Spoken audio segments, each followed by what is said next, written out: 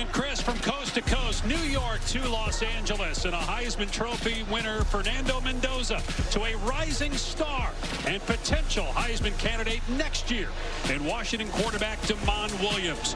We'll go toe-to-toe with Boise State's Maddox Madsen as bowl season is underway from SoFi Stadium.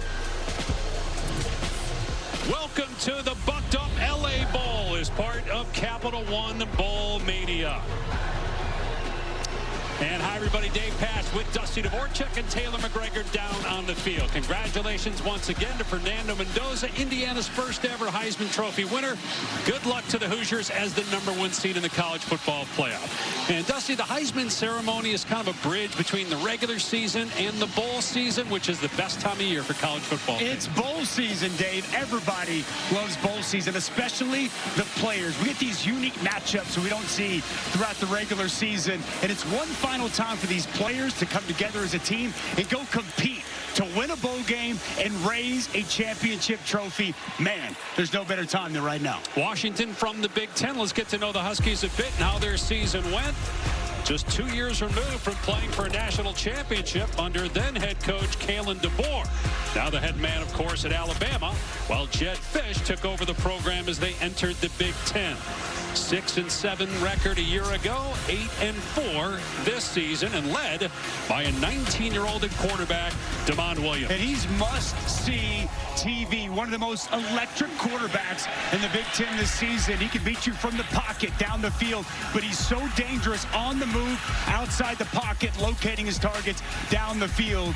And he is as tough a quarterback as there is to tackle in the country. He's got true speed when he becomes a ball carrier. Going to be a problem for this Boise State defense here tonight. He is #2 in the Big Ten this season in total offense. He will face the champions of the Mountain West. Boise State just completed its 28th consecutive winning season, longest active streak in the country. They were a playoff team a year ago, losing to Penn State in the quarterfinals. But a rough start to this season. Blown out in the opener against South Florida, en route to a 6-4 record, in part because of an injury to quarterback Maddox Madsen. But after missing a month, he came back, and so did the Broncos, end up hoisting their 3rd straight Mountain West title trophy. And Maddox Madsen was the key cog in hoisting that conference championship trophy. 4 total touchdowns. He was outstanding. He is elusive, can make plays, extend plays, make plays with his legs, and then that experience. 2 years as a starting quarterback, the accuracy down the field, a true leader for this Boise football team. And with more on Madsen, here's Taylor. Well, Dave and Dusty, what makes Maddox Madsen's performance last week even more impressive is that after that injury we showed you to his right foot in week 10, he thought his season was over. But then doctors got imaging done, and they told him, you don't need surgery right now, and there's a chance you could return. But they warned him, if you do return, you could possibly make the injury worse. But for him, it was never a question. He wanted to be back with his guys, and so that was the performance we saw last week, the first time playing in over a month. And this week, he told me that foot has been incredibly sore. He spent a ton of time with the training staff, but it was never a question he wanted to end this season on a high note, Dave. Taylor, 21 straight days of football is underway tonight with the Bucked Up LA Bowl, hosted by Gronk. Up next from SoFi Stadium.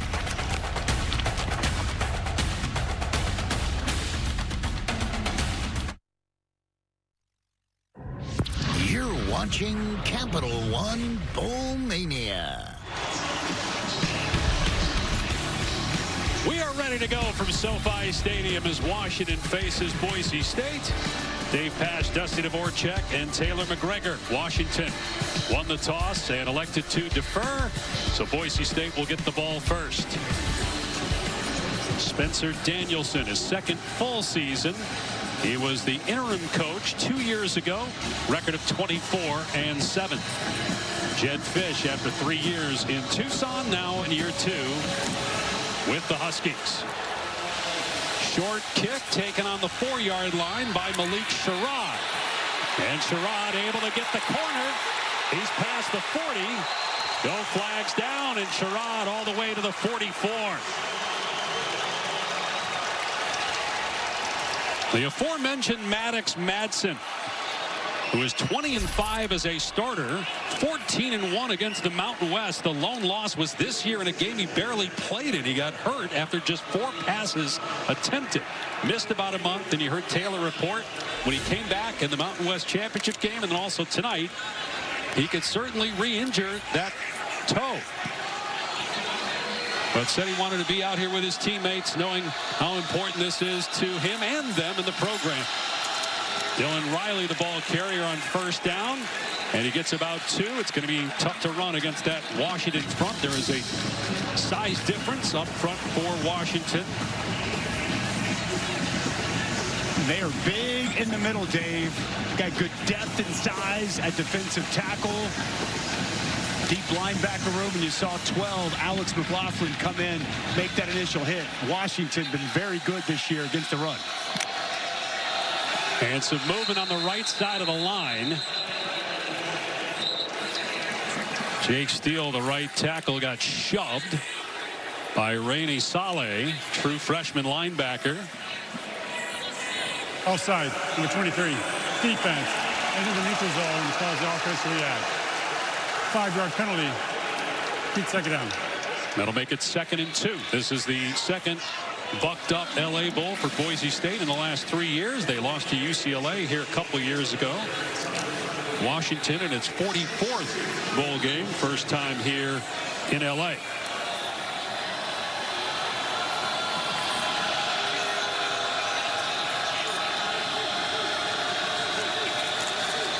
Play action on 2nd down and short. And Madsen fires complete for a first down. Chris Marshall on the catch in Washington territory at the 34. Was an excellent route by Chris Marshall. Runs the defender off. Works back toward the quarterback. Nice job coming out of his break. Good, strong hands. Marshall's got great size at 6'3", 215. He's had some drop issues this year, but a good, sure-handed catch for that first down. Gain of 14. He averages 19 yards per catch in the top 15 nationally. They'll run it here on first down. And down to about the 31-yard line is Dylan Riley. Dylan Riley replacing Ashton Genty, the number 6 pick in the draft by the Raiders. Riley had almost 1,100 yards during the regular season on the ground. This is who Boise State is. You're going to see a lot of 2 tight end sets. They want to run the football. We'll see Dylan Riley. We'll see Sire Gaines, 2-headed monster at running back. They like to set up their play action pass based off the run. Very important here tonight. They're able to establish that line of scrimmage and run the football on Washington. Here he is again, and Riley is drilled at the line of scrimmage and brought down. No gain on the play as Jacob Manu had the hit. Watch Manu come right downhill.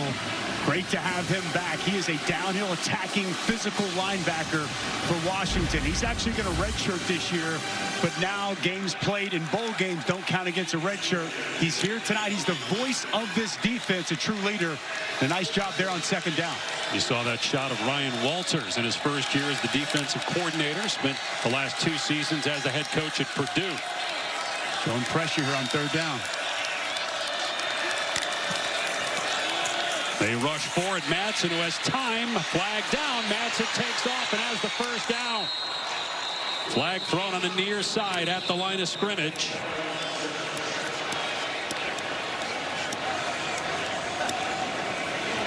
Legal motion. Number 13, offense. 5-yard penalty. Repeat. 3rd down. So instead of a first down, it'll be 3rd down and 11.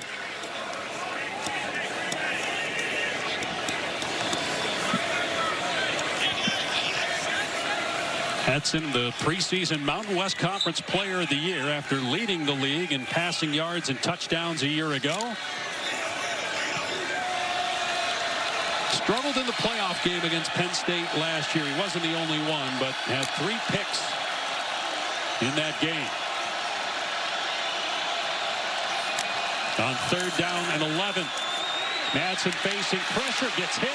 Now dumps it off, but it's incomplete off the hands of Sherrod. Bring up 4th down and 11. It would be about a 52-yard field goal from here. Nice job with a stunt inside by Washington. Really good job looping by 54. Ontario Thompson gets that pressure. Madsen trying to just get that ball off, but misses his mark with Sherrod. Colton Boomer's long on the season is 50. He does have a 55-yard made field goal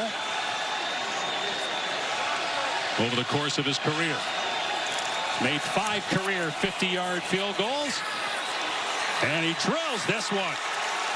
Make it 6 for the UCF transfer in Boise State. Up 3-0 early on. It'll be Washington's turn next. And sophomore quarterback, 19-year-old Damon Williams Jr. When we return to SoFi Stadium in L.A.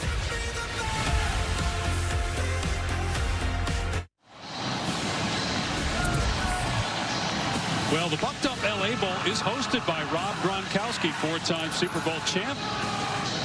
I think he got outflexed there. The guy in the brown shirt. Gronk didn't like that. We are expected to visit with Gronk at some point here in the first half. He may put you in that chokehold later tonight. You better be on your P's and Q's, Pat. Don't you start flexing when he comes up here, okay? It's not a contest. Can't make any promises. So 3-0 Boise State. A 52-yard field goal by Colton Boomer. SoFi Stadium is indoors, but on the sides of the stadium, it is open air. So that's why they had a holder in that situation, because there is some wind that comes in here to the stadium. Damon Williams Jr. takes the field. He started 2 games a year ago as a 18-year-old freshman, including the bowl game, the Sun Bowl against Louisville. Threw for almost 400 yards in that game and 5 total touchdowns.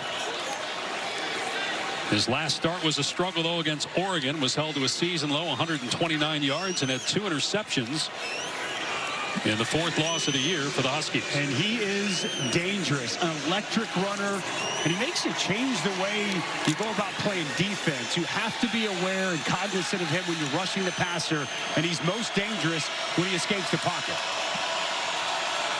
From Chandler, Arizona, was being recruited by then Arizona coach Jed Fish. Now his current head coach, and he takes off here. He talked about his running ability. Able to pick up positive yardage for a gain of about 3. He's got such good awareness of where bodies are. Pass rush is on him. Pocket starts collapsing. He can find an escape anywhere on the field. He's got that burst and explosiveness. Just able to make something out of nothing, as he did there on first down. Became the first Washington quarterback in history to have 400 passing yards and 100 rushing yards in the same game. That was against Rutgers. He will hand it off here on 2nd down. Out to the 30-yard line is Jonah Coleman, wrapped up by Marco Notriani. Which is great to see Jonah Coleman playing here tonight. His college career will be over after tonight. He's off to the NFL and likely be a top 3-round pick. He's been fabulous and put a lot of work in to be here tonight. This Boise State defense, where they dial up the pressure, they go a lot of man-to-man. It's going to be a real question here tonight. Can they play man-to-man against some of these talented wide receivers at Washington? Top 10 in 3rd down conversion percentage. Here's Boston on the screen, and it's a first down to the 38-yard line. Denzel Boston's 57th catch, 3rd team All Big Ten. This is good perimeter blocking on the outside. You see 86 for Graff get outside, and 74 the tackle.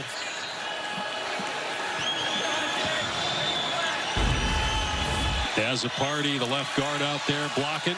Williams to throw again. Long pass is pulled in again by Boston. Jeremiah Irby in coverage right at the first down marker.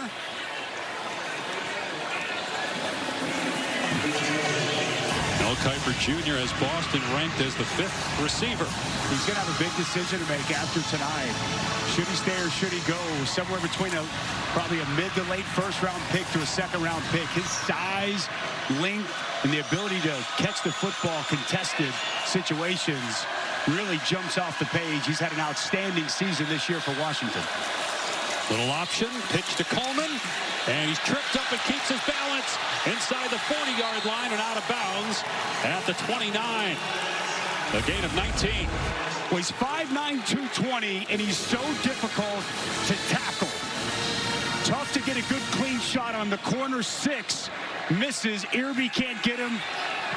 And Coleman loose in the secondary. Coleman had just 30 rushing yards his last 3 games. Here's a deep ball that's overthrown, intended for Evans, incomplete. Jonah Coleman had been banged up, but back healthy and makes a big difference in the run game and then opens up the passing game, although that attempt by Williams sailed on him.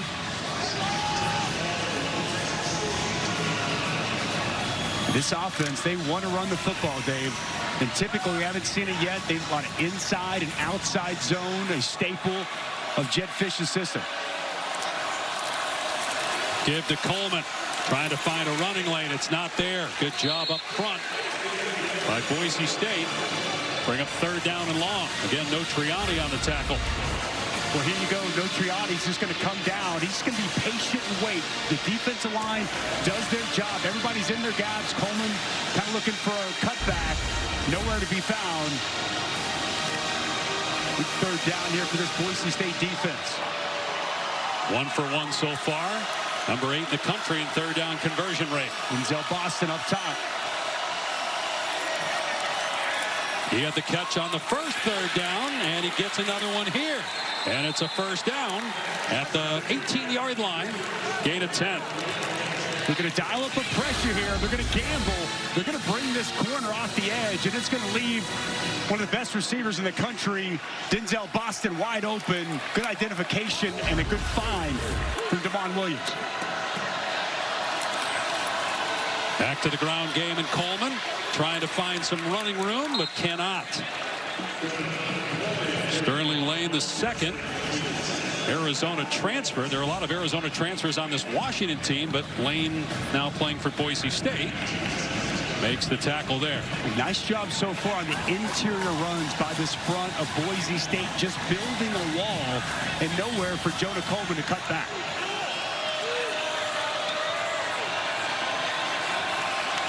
Second and 9. Williams in trouble. Hit from behind by Lane. Sacked back at the 21 for a 4-yard loss. You're going to see a little TE game here. The end's going to get up. The tackle's going to get up. The end's going to come underneath and get back up inside and get Devon Williams to the ground. Nice job getting to the quarterback, applying that pressure by Sterling Lane. He's listed as their 3rd string defensive end on the left side, and he's getting a lot of reps here early on. So 3rd and 13, Washington 2 for 2 on 3rd and long. Williams out of the pocket, going to take off. Able to make the defender miss and get a 1st down at the 7. A gain of 14 on 3rd and 13. It'll be 1st and goal. Well, this is the problem when you go man-to-man against a guy like Devon Williams. Everybody's got their backs to the quarterback. There's no eyes on 12. And if you don't keep contained, you let him outside the pocket, he will make you pay. Impressive 3rd down pickup by the sophomore quarterback. 12th play of the drive. Got to stop it here. The runner achieved the line to gain. That play is under further review.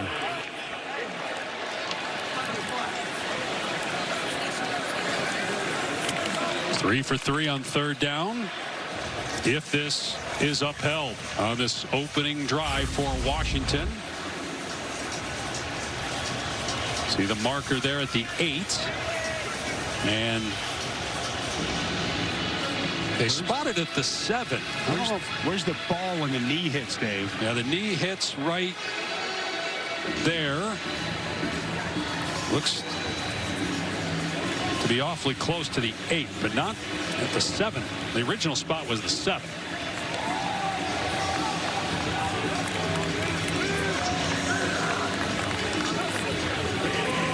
Tough to tell from that angle, but yeah, he did not get to the 7. But he just needed the 8, so it still might be a 1st down. Now, this is a Washington team that had a very potent offense during the regular season. They had a win against Illinois. Their losses were Well, 3 of the 4 were against teams that were in the top 20 for a good part of the year, and 2 that are in the college football playoff. Ohio State and Oregon. The other was Michigan. They also had a loss to Wisconsin they'd love to have back. Bad weather in that game. Jumped out to an early lead, and Wisconsin battled their way back. And to your point, Jed Fish, you could tell when he was talking through the season with us, that's one that really stuck with this team down the stretch of the season. And this is year 2 of Washington being in the Big Ten. And when Kalen DeBoer left 2 years ago after the run of the national title game. First down. So first and goal. But when DeBoer left, Michael Penix obviously went to the NFL. Was a top 10 pick of the Falcons. And there was a lot of roster turnover then at that time. And one of the things Fish said they needed to do is to get bigger on both the offensive and defensive lines to compete instead of the Pac-12 and the Big Ten, and that's something they've done. But another step to take, says Fish, and they hope to take that step in 2026.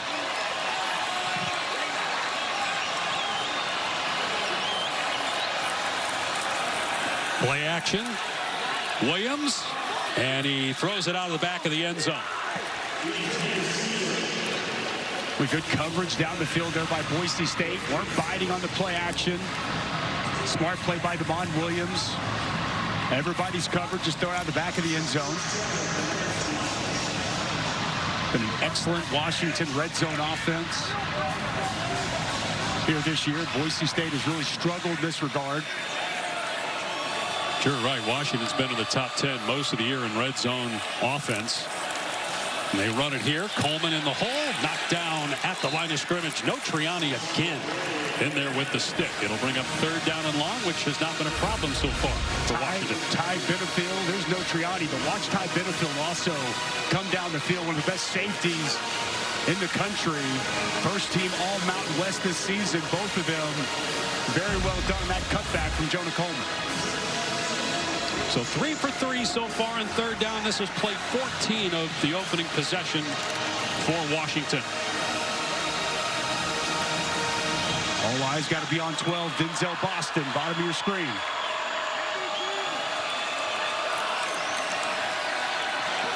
Williams with time. Now the pocket breaks down, and Williams is sacked by Triani back at the 15-yard line.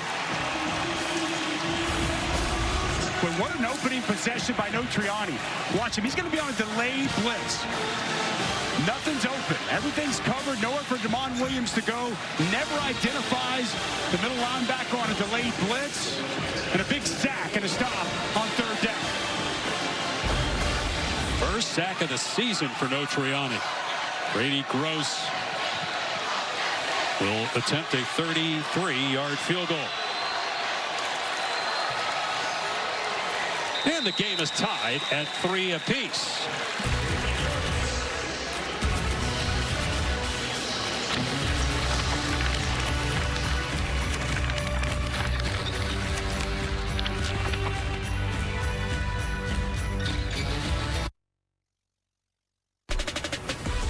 The Bucked Up LA Bowl is brought to you by your Southern California Toyota dealers. Quite a postseason for both these schools the last 2 years, with Washington making it to the national title game before a loss to Michigan, and Boise State getting a first-round bye as the 3 seed last year. Lost to Penn State in the quarterfinal, though. 3-3. 4:20 to go in the first quarter. So it'll be a touchback. It'll come out to the 25. Take a look at our college football playoff bracket. Brought to you by AT&T 5G. We are 6 days away from the first game. December 19th in Norman, Oklahoma on ABC and ESPN. It's the Sooners and the Tide for the 2nd time in a month. It's going to be an unbelievable setting in Norman, Oklahoma. Next Friday night was a 23-21 knockdown drag out the first time. Sooners defense stepped up, had 3 takeaways in that game. Bama was really banged up in that SEC championship game. They're going to get some guys back.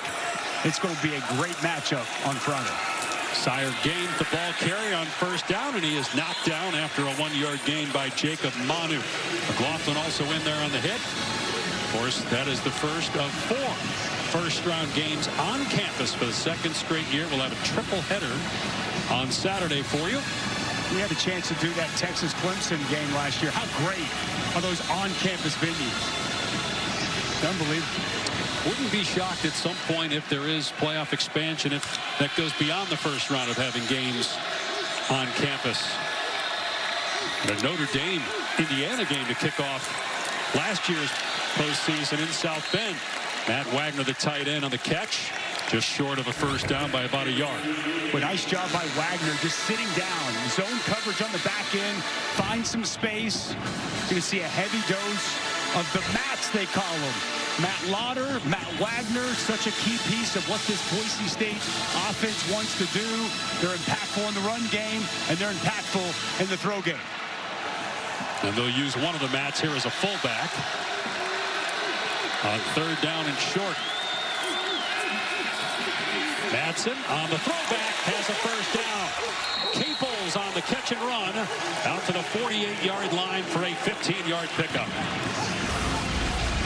Well, you better identify Caples. He's the #1 target. He's just going to drag and sneak out all the way across. Good protection allows the time for Caples to get across the formation, come open. And a nice pickup on third and short. Good patience there by Maddox Madsen. Madsen dumping it off and hit immediately at midfield is Matt Lauder. Again, it's Jacob Manu on the stop. Short gain, 2 yards. Well, Jacob Manu, he's all over the field, Dave, here in this opening quarter. Just great to see him back out there. Be back with Washington next year. Talking with the linebackers coach Brian Odom before the game. Loves what Jacob Manu brings to the field, brings to this defense overall. Such a good communicator, and you see the impact he has making plays. Second time that Boise State has crossed midfield. Gaines. What a play made by the defensive lineman Ontario Thompson as he was getting blocked. He was able to make the stop, but Gaines took him for a ride for about 3 yards. Center Gaines showing his strength. Gaines from Paris, California. Not that far from SoFi Stadium. One of the things when I was watching Washington State, their defense, their D linemen have really good, strong hands, good punch, and they get off of blocks so well. You saw there with Thompson, that punch separation as he sheds to make the tackle.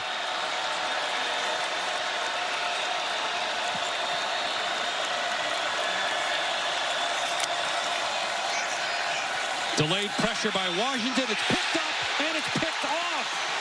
Exree Alexander on the interception and takes it all the way back to the Boise 35. First interception of the season for Exree Alexander. And this is what Washington does so well. They disguise.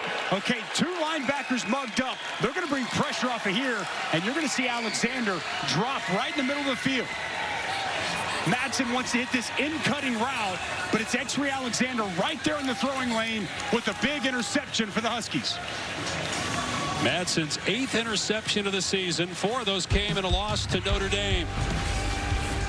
First turnover of the opening quarter, and Washington will have the ball inside the Boise 35.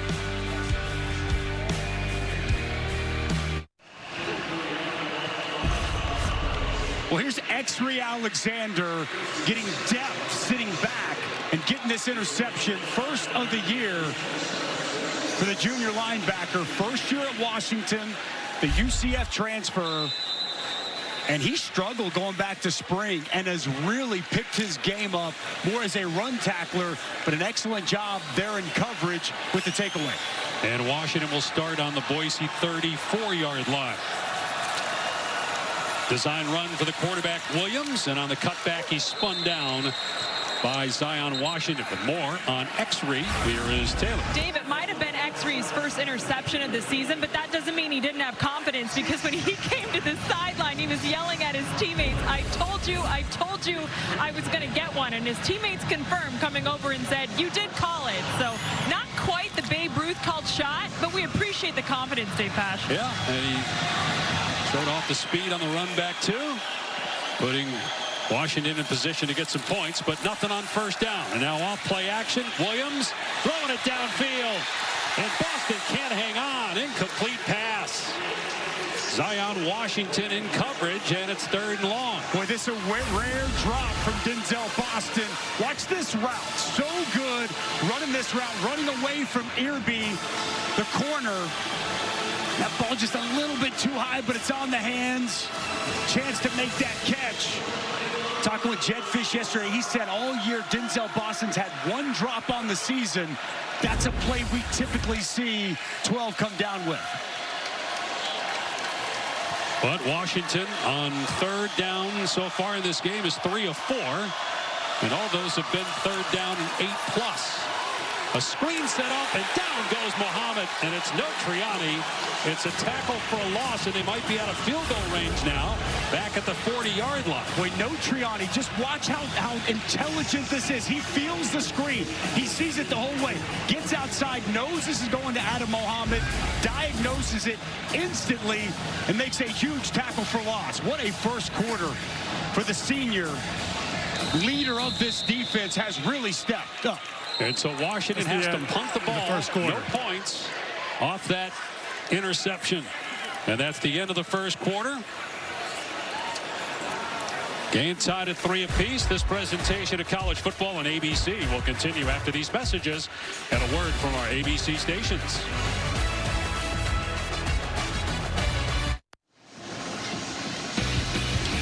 Welcome back to the Bucked Up LA Bowl as part of Capital One Bowl Mania. Game tied at 3 after 1 quarter between Washington and Boise State. Moments ago, Husky coach Jed Fish and Taylor McGregor. Coach, we have a tie game after the first quarter. What has your attention? Yeah, we got 2 possessions. I thought we had a chance to hit one down in the corner of the end zone. We didn't hit it. And we can't have 1st and go on the 7 and not score. Defense is playing well. We got a nice turnover. We'll keep it going. Thank you. Thanks. Dave? And Jacob Dunn's punt goes into the end zone. Prysock was down there and had a shot at keeping it from crossing the goal line, but could not. It'll come out to the 20. Coach Fish talking about having to settle for a field goal. They had 8 yards in 12 plays inside the Boise State 35-yard line in that first quarter. Washington did. And 2 sacks for the Boise State defense, and that huge tackle for loss there from Notriani. Give this defense a ton of credit. After that interception, the short field to come up with a stop and force a punt. That is huge early in this game. Madsen's last pass, his 8th pick of the season.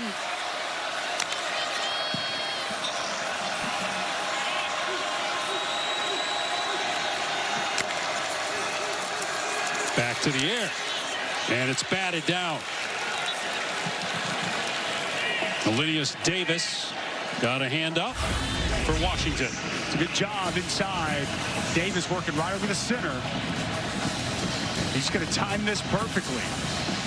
Gets that hand up right as the ball is coming out. It's a shorter quarterback. And Maddox Madsen listed at 5'10", probably 5'9" and change. And really well done inside by Davis. They'll run it on 2nd down and 10. Riley.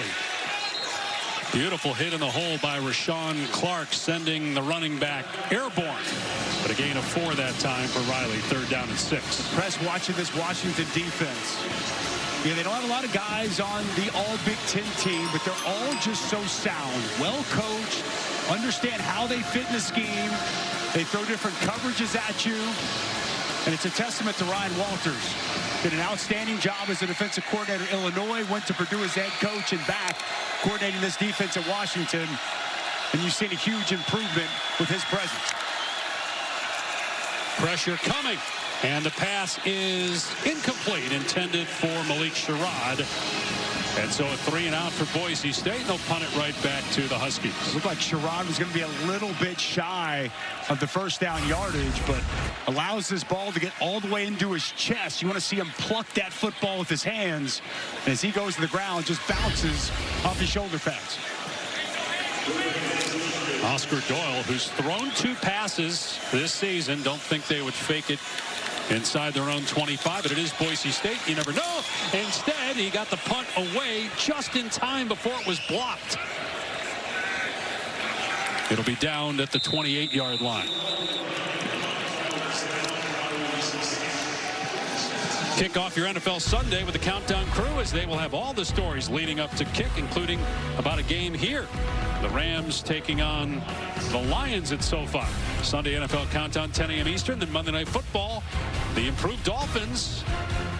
And now a game under 500. They take on the Steelers. Peyton and Eli will be on ESPN2. Coverage kicks off with NFL Live 3 Eastern. Then SVP and the Monday Night Countdown Crew at 6 Eastern time. So Washington back on offense early second quarter from its 29-yard line. Some room up the middle for Jonah Coleman. Wrapped up by Max Steege after a gain of 4. Steege stepped up latter part of the season. Multiple tackles for loss in each of the final 2 games. Did a nice job wrapping, getting over the top, and getting that tackle on Coleman. Not seeing Washington really be able to line up and just run the football. That was a big question mark coming into the game. Coleman had that one run on the perimeter, but there's been not much between the tackles. 36 rushing yards so far on 11 attempts. So about 3 yards a carry. And again, no room for Coleman. Jaden Burge and Morgan, second team All-Mountain West Conference, made the hit, and a loss of 1 on the play. I think he's the best of the defensive linemen. Watch him just get down the line of scrimmage. Stays in his gap, stays upright, squares up at the last minute, makes a nice tackle in the backfield.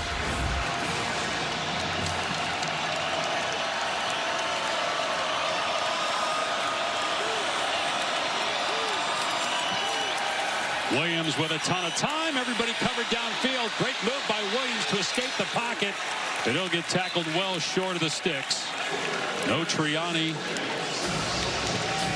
Tripped him up in the backfield and eventually taken down by Michael Madry. What's good initial pressure, though, inside. Braxton Feely, the defensive tackle.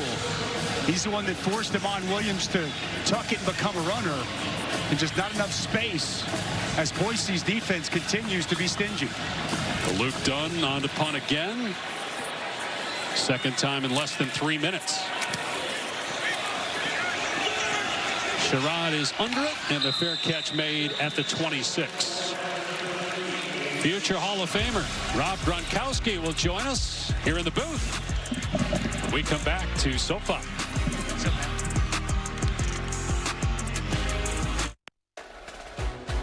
The Bucked Up LA Bowl is brought to you by Capital One. What's in your wallet? The Bucked Up LA Bowl, hosted by Gronk, and part of, I assume your hosting duties includes doing anything physical and active. This is not part of the comeback. I know Phillip Rivers at age 44 is coming back here. You're not here to announce a comeback, right? No, I'm not here to announce a comeback. I'm here just to, get the crowd going, bring some energy to the table, and just enjoy the LA Bowl here tonight. And it's been a wonderful atmosphere so far, going through the first quarter and now into the second. So there's a rumor you're not done with all the exercise. I heard there's a race going on with you and a dog. Is that real? Yes. So 2 years ago, I raced Blitz, and it's the Boise State Broncos mascot, and I beat him, but I got lucky. It was kind of like a default win because he grabbed the tee, and he's so used to going back to the sidelines after he grabs the tee, and that's what he did. Grabbed the tee and went to the sidelines, so I kind of won because of that reason.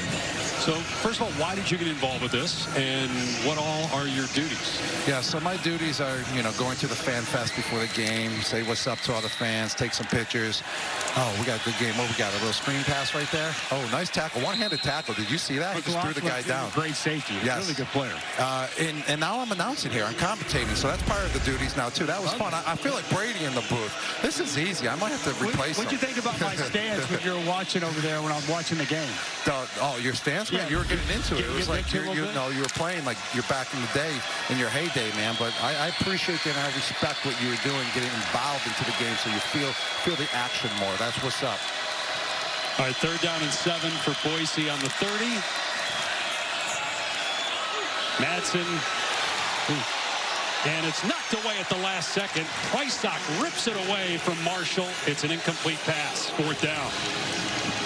What do you see here, Gronk? What'd you see? Yeah, so number 5, he made a great play there. If he used his body more on the defensive back, because he looks like a bigger receiver than number 7. Number 5, I don't know their last names, but the way that he jumped over him, he could have used his body more like a basketball player to box him out right there. He could have swatted his arms out of the way, too, on the defensive back, and then therefore the DB would have had no chance to make that play. You got to, as a bigger receiver out there, when I was lining up out wide, I always had to use my body because I was never faster than those defensive backs. So that's how I got open. That's why they always say I was always open. All right, man. Well, listen, we appreciate the time. Thanks for coming by. Enjoy the rest of the weekend. Yeah, thank you guys for having me, appreciate you. Yeah, man. Wonderful game so far. 3-3. Back to L.A. in a moment. Thanks, man. Appreciate it.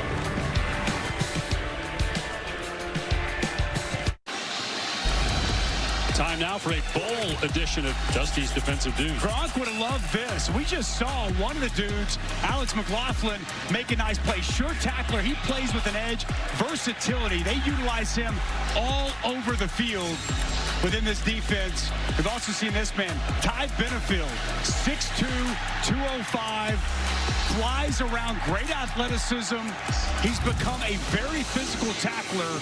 And this is a guy, Dave, that was more of a receiver coming out of high school, flipped over his last year of senior season to the defensive side, and he's put the work in.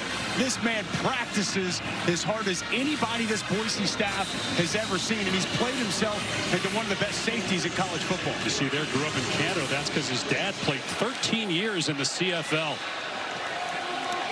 So Washington takes over on its 18-yard line.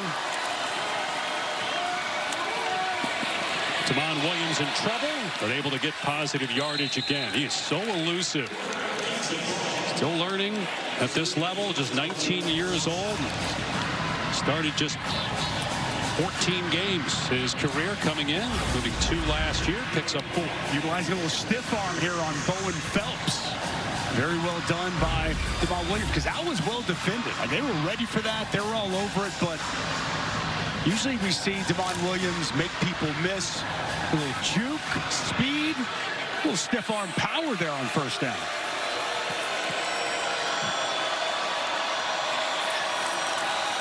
Play action, pressure off the edge. Williams does a great job to step up. And my goodness, Denzel Boston waits for it and will walk in for a Washington touchdown. But Damon Williams made that happen, stepping up away from that blitz by Sherrod Smith, and a 78-yard touchdown.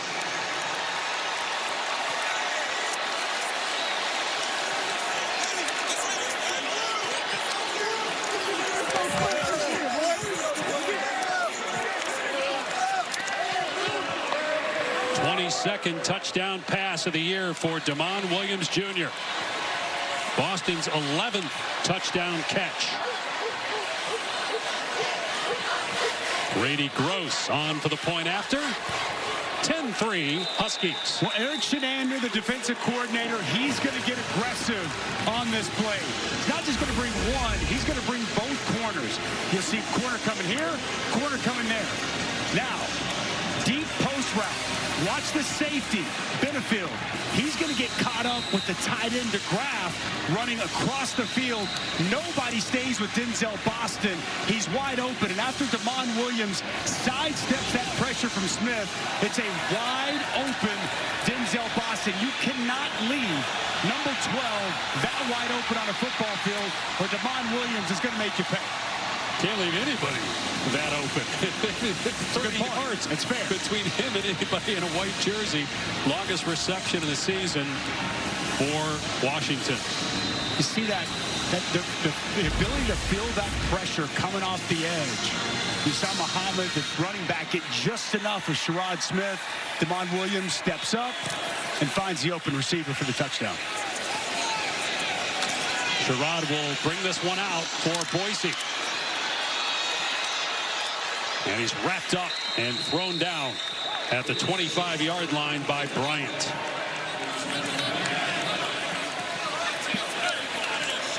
So far, Maddox Madsen, 5 for 10 passing, 38 yards and an interception. You need to try to find a way to run the football. This was going to be a challenge coming in, but this offense is set up on running the ball and play action. How do you make play action pass work? You've got to be able to run the football. It's a tall task for this offensive line, but they've got to find a way to crack this Washington front.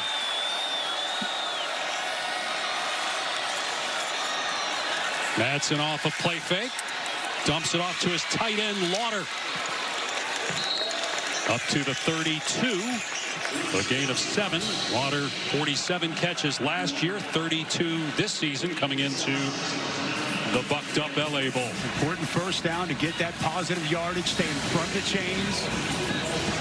The drive starting opening play for Boise. 9-4 record for Boise State. Mountain West champs for the 3rd straight year, the first ever in the history of the conference to do it. As Gaines is brought down, but after he got the first down, Jacob Lane on the tackle. Just the 10th team ever to win their conference 3 consecutive seasons. 7 total Mountain West championship, most in school history, and they'll leave for the Pac-12 next year. And if they get this win, it'll be 20 consecutive 10-win seasons.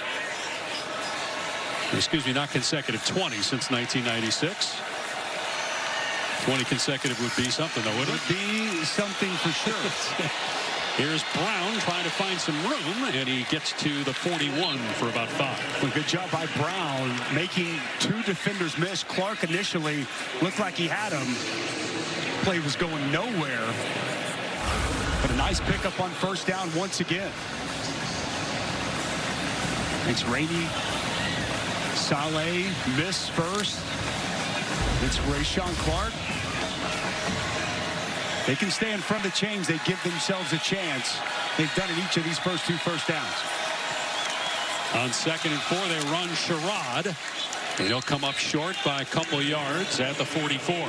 We showed you that graphic just detailing the success of this Boise State program, and it's remarkable since they came to this level, all the different conferences they've been in, yet they continue to have success. And they were in the college football playoff last year as a quarterfinal team. Spencer Danielson in his 3rd season as the head coach. They're 1 of 4 on 3rd down. Need this one here to steal momentum back. They'll keep it on the ground with Gaines. And he's able to get the first down to the 48-yard line.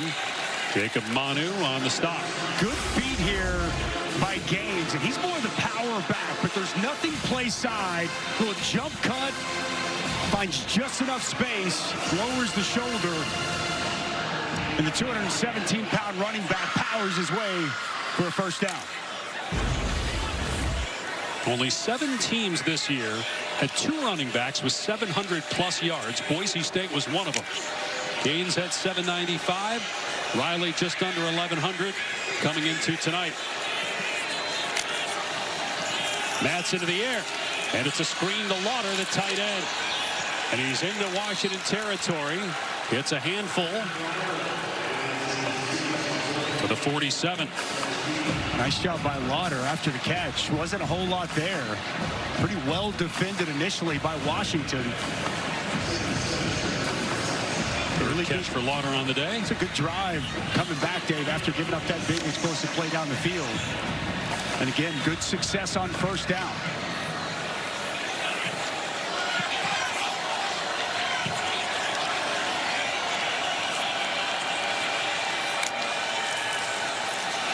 Riley downhill again. Tackle just short of a first down. Thompson on the stop. 3rd down. Well, it is almost impossible, Dave, to replace a guy like Ashton Jeanty. Was one of the greatest seasons we've seen in college football. And you can't do it with one guy. So they've done it this year with both of these young men. And really together they have combined to have an outstanding season. More speed from Riley and more power from Gaines. Both from Southern California, high school rivals. They were teammates playing youth football. That pass off target intended for the 3rd running back, Sherrod. And that was just a miss by Madsen. Boise State will keep the offense on the field for 4th down. And you wish Maddox Madsen could make this throw. He's going to reverse the field. He's got Sherrod open. Manu was trailing in defense. He would have been able to get the first down. And I like this call from Spencer Danielson to go for it here on 4th down.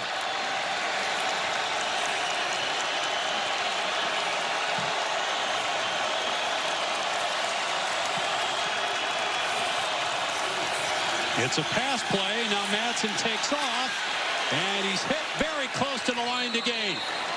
Appears to be just short. Alexander, who had the interception, with a big hit. Well, it is close. And it's ruled a turnover on downs.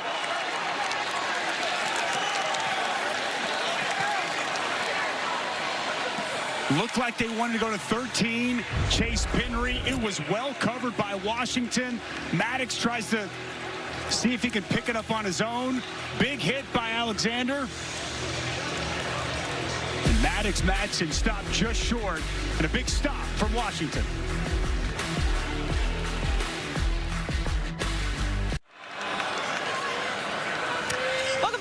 To LA with Washington on top by a touchdown. This defense for Boise State has been good all day except for one play, and that's exactly the message from their star linebacker Marco Notriani here on the sideline, telling us, guys, we do not need to freak out now. We have been lights out all day. It was one busted coverage. Just keep doing what we're doing. We're playing well, Dusty.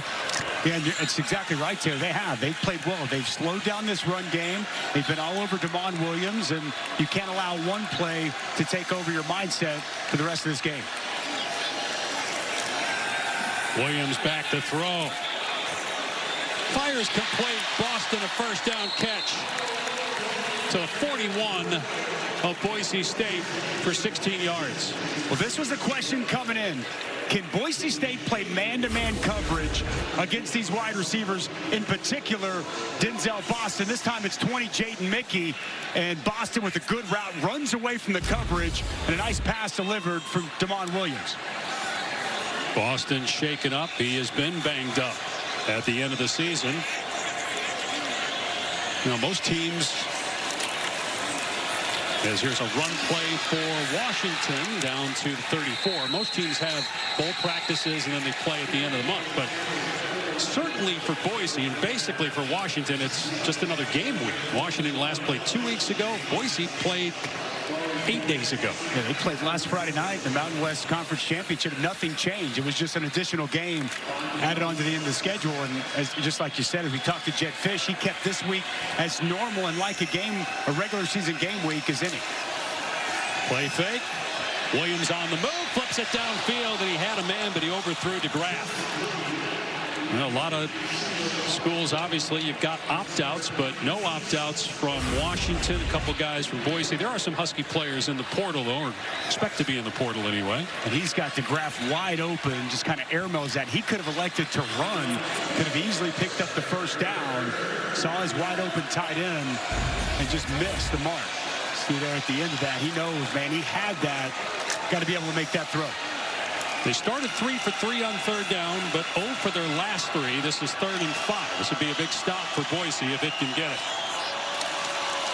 And they will keep it on the ground, and it's a first down for Jonah Coleman down to the 25-yard line.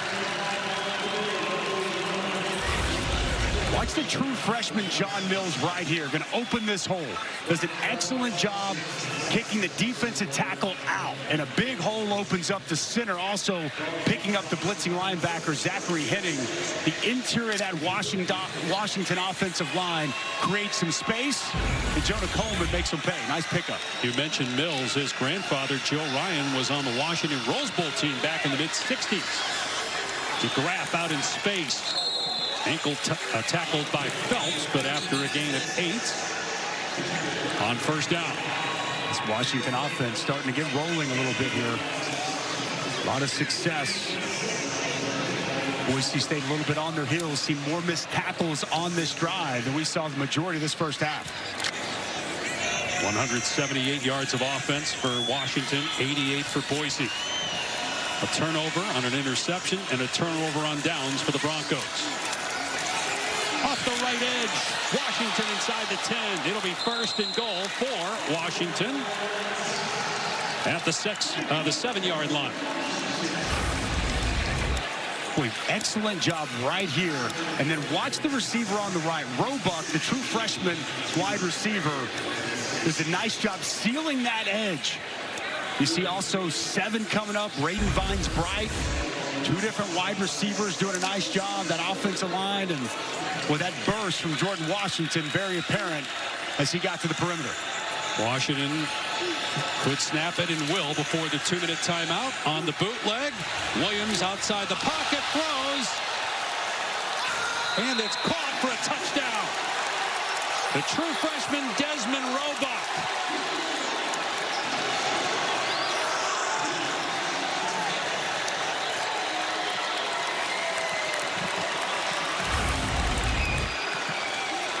Did he get in? Desmond Roebuck, knee touches, yep. Forearms underneath it, outstanding job by Desmond Roebuck, who's had a sensational freshman season so far. What I love, you see him blocking on the perimeter the play before. And then great concentration going to the ground, completing the process of that catch. Best freshman season for a wide receiver in 25 seasons for the Huskies. And that's back-to-back touchdown passes for Damon Williams. Gross on for the extra point. And it's 17-3. And it's Desmond Roebuck who's got outstanding hands. Watch him right here, just going to work all the way across. Again, man-to-man coverage. This time, it's Ty Benefield, the outstanding safety. The little shake created the separation. And then concentration, making the catch. It's all Huskies right now.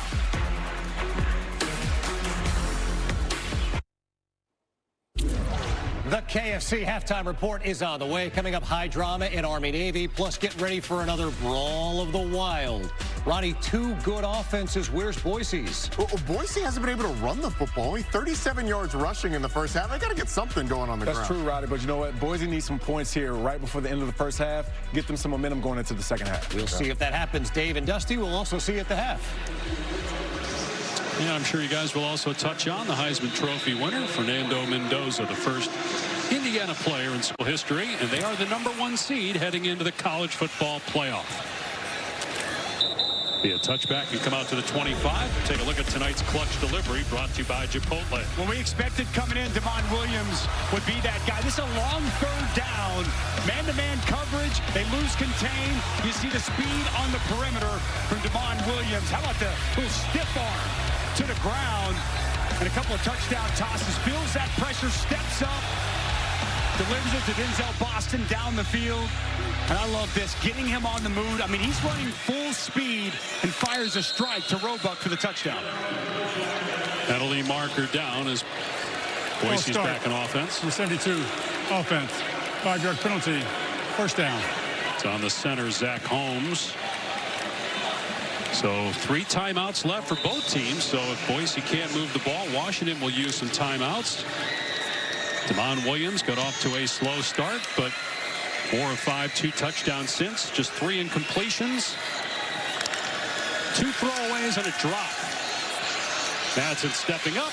Ball batted in the air and incomplete.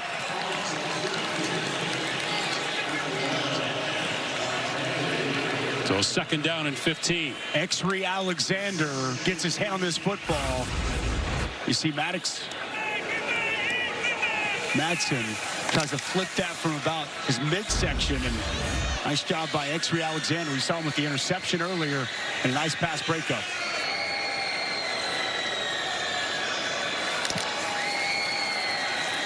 Madsen moving to his left. Everybody covered. He just throws a jump ball, and it's intercepted. Just a terrible pass. Clark picks it off.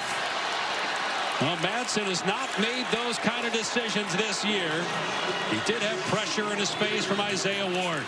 Just a mistake that you can't have happen. The pressure's there from Isaiah Ward, as you mentioned, Dave, but he just throws up a prayer. And it's a great job by Rashawn Clark attacking the football, but got to take better care of the football. And now before halftime, you give this Huskies offense a short field. They're coming off of back-to-back touchdown drives. Costly mistake there for Maddox Madsen. Yeah, when you don't have the personnel in terms of size to match up with a Big Ten team, you can't turn the ball over twice, and you can't turn the ball over on downs. But Boise State has done that here in the first half. And in danger of this thing getting away from them here before the end of the second quarter. Sudden change. Don't be surprised if they try to take a shot. Williams stepping up, looking downfield, and it's caught inside the 20. Chris Lawson, 10th catch of the year, a true freshman. And they're just struggling to keep up with these wide receivers of Washington. Have a nice job of stepping up by Damon Williams. Keeps his eyes down the field. And that separation created by Lawson. And an easy pitch and catch. And Washington will get the ball to start the second half. 18-yard gain. First down in the 17 of Boise. On the cutback, Coleman hand fighting with the defenders inside the 10 and out of bounds inside the 5. But what a run by Jonah Coleman. You can see why a lot of scouts are really high on the senior from Stockton, California. You see the power here. He's going to stiff arm Irby, the corner, and then accelerate to the perimeter. Told you, he kind of reminds me of a David Montgomery, the way he's built, the way he plays. A lot to like about Jonah Coleman. I'd expect them to give him the football. You know they want him to get in the end zone. Instead, Williams to throw. And perfect pass caught for a touchdown by Vines Bright. 3 straight touchdown throws from Damon Williams. I mean, you can't throw this any better for Damon Williams. And another true freshman, the third true freshman receiver we've mentioned. This time, Vines Bright. He had not found the end zone all season, and he does for the first time here today. Wins on the route, and a dime delivered from Damon Williams as Washington pushes this to a 3-touchdown lead. 3 straight touchdown passes, all to different receivers. And it's 24-3. Let's check in with Taylor. Dave, Damon Williams has an idea of exactly what Boise State is trying to do defensively. Before going out for this touchdown, he was on the sideline with Jed Fish looking over iPad video, and he was saying to Coach Fish, look what they're doing. How about we go with this? He then took the iPad, went to his tight ends, Decker DeGrasse, and Quentin Moore was explaining exactly what he wanted from them, took the iPad from there and went to his receivers and said, be ready for X, Y, and Z. So he almost called exactly what we just saw play out on the field, guys. I love that, Taylor. And I was talking with some of the staff on the field before the game, and they said mentally, Damon Williams is so advanced. He's only 19 years old. But I was being told that he knows this offense as well or better than the coaches.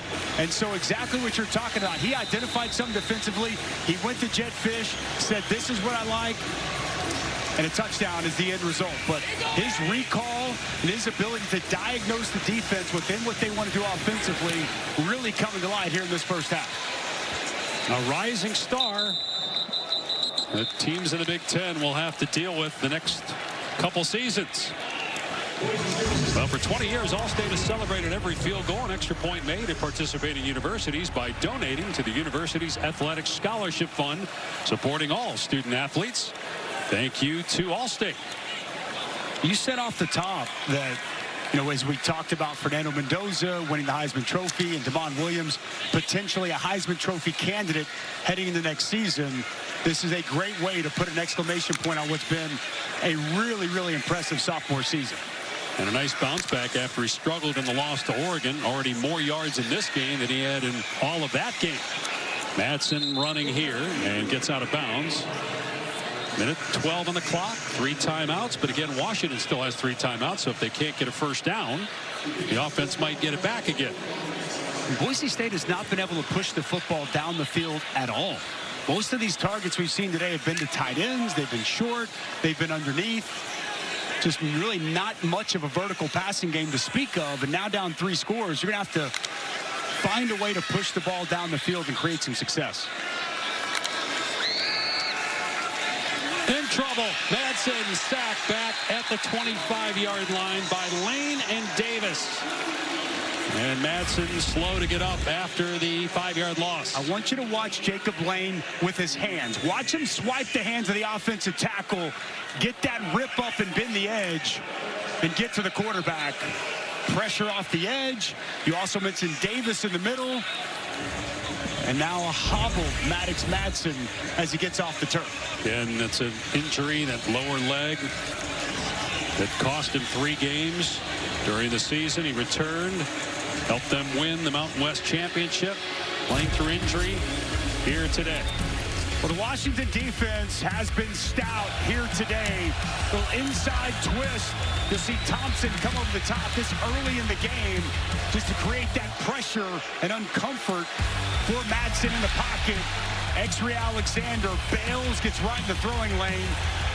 Get a big 4th down stop once again. X-Ray Alexander making that play.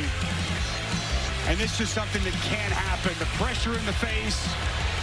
Just throws the football, puts it in harm's way, and the second takeaway of this first half for Washington.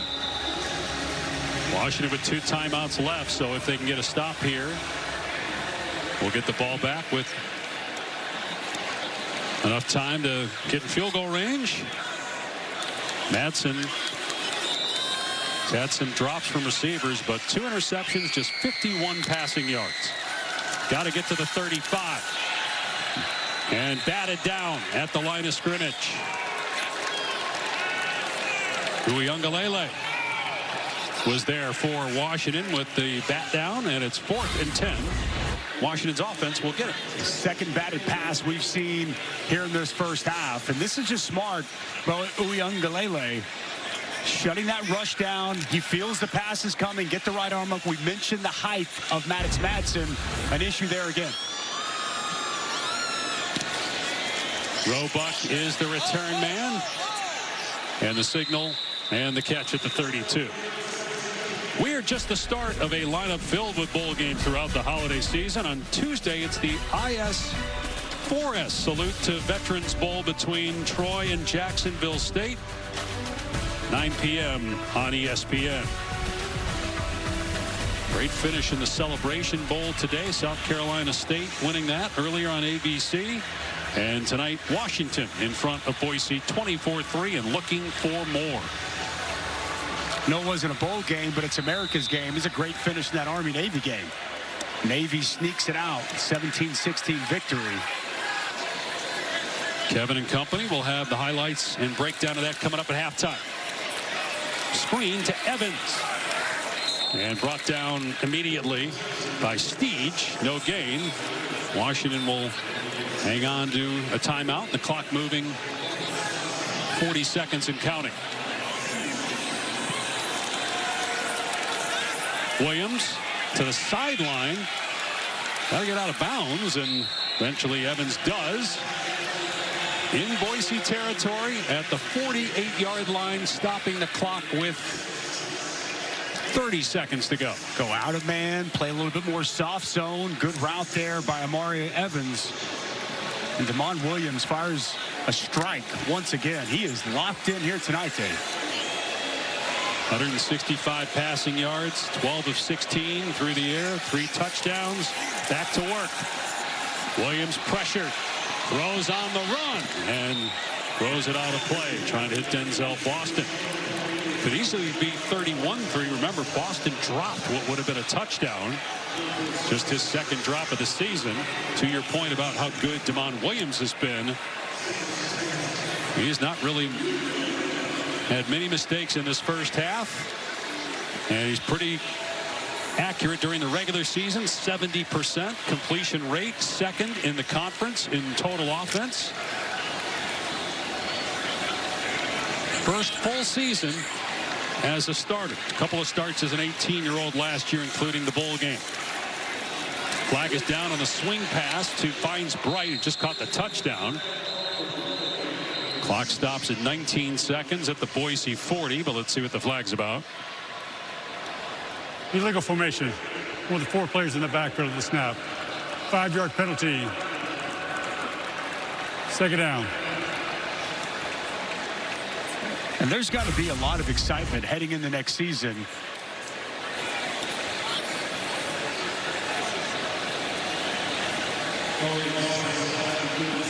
For in the backfield there, the illegal formation, but there's got to be a lot of excitement here, Dave, about the future. Sophomore quarterback, you got 3 talented, true freshman wide receivers. We haven't mentioned Adam Muhammad much today, but he's a huge piece of this offense heading into next season. There's a flag before the snap. Now the clock was running, so that'd be a 10-second runoff unless there's a timeout used here. False start. Not all 11 players were set. Offense. 5-yard penalty. 2nd down. This foul includes a 10-second runoff. Please set the game clock to 2 seconds. The clock will start on my signal.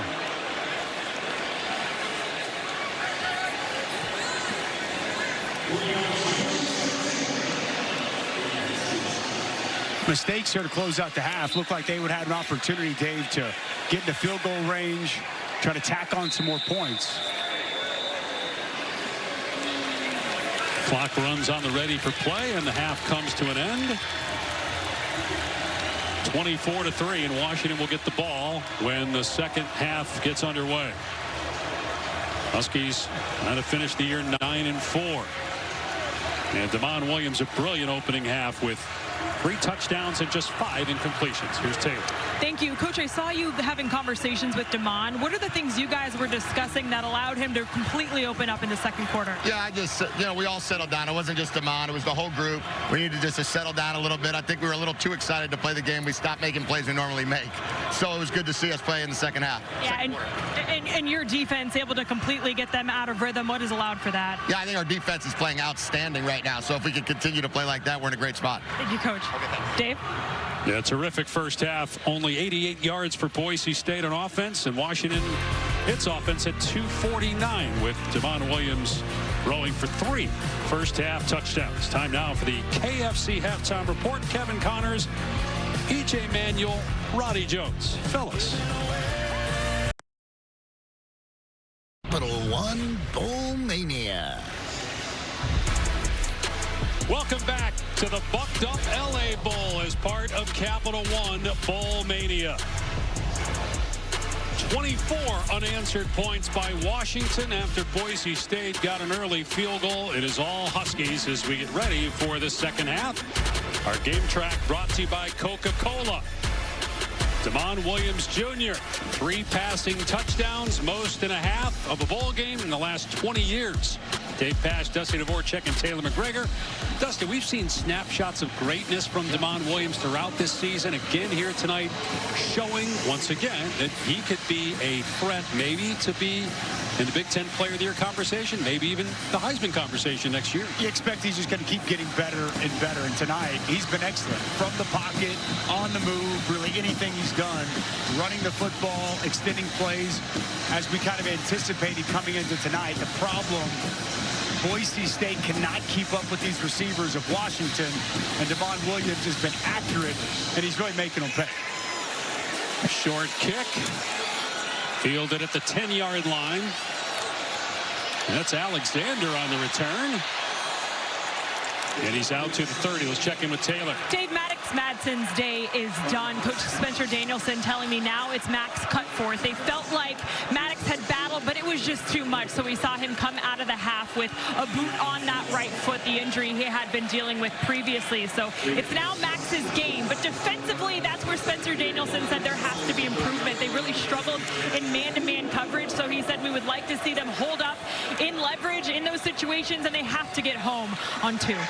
Let's go back to Madsen for a second, because as Taylor mentioned, the injury that he came back from, they thought he was out for the year when he got hurt.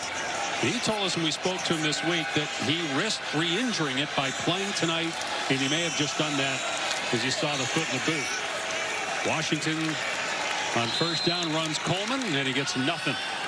Yeah, I give a lot of respect to Maddox Madsen just for making it back, helping lead his team to a conference championship, wanted to do everything he could to play in that game, and he wanted to be out here tonight. And so I give him a ton of respect. And we saw late in that first half, after he got hit, he was hobbled a little bit, and clearly just too much for him to be able to deal with the pain from that foot as he comes out in the booth. Only 51 passing yards and 2 interceptions for Madsen in that first half. 2nd and 10 for the Huskies.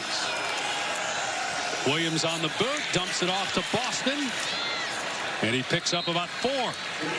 Irby and Notriani team up on the tackle. That is 6 catches now for Boston, 122 yards, and that 78-yard touchdown. Good job by Irby in the open field, getting on the legs of Denzel Boston. More yards today for Boston receiving than Boise as an offense. Yeah, he's playing through injury as well. Banged up towards the end of the regular season. Give him credit as well. He's a potential first-round draft pick out here playing in a bowl game, risking further injury. On 3rd down and 6, Williams steps up, takes off, and gets a first down. He gets belted by Zion Washington, but still able to move the sticks. You have to be so aware of where he's at. We talked about this from the onset, and it's right here. He identifies this lane. Now watch the burst. Whenever he declares, I'm going to be a runner, he hits another gear, pushes forward, and picks up enough to get a first down.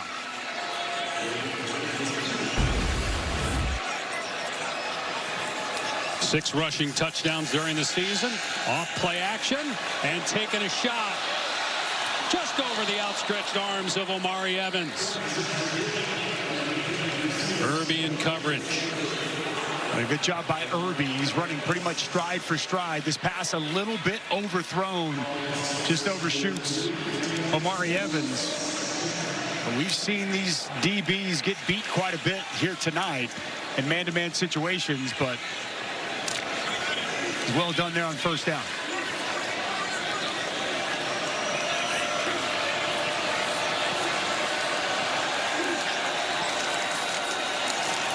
They'll run Coleman, and he gets a first down and more. Finally brought down at the 32. Gain of 25. Watch the left side of this offensive line. It's Carver Willis and John Mills, 50 here and 72. Just going to do a great job making a massive hole. You see Mills get up to the 2nd level on the linebacker. Nice kick out there by Carver Willis. And a big pickup for Jonah Coleman. Runs through an arm tackle.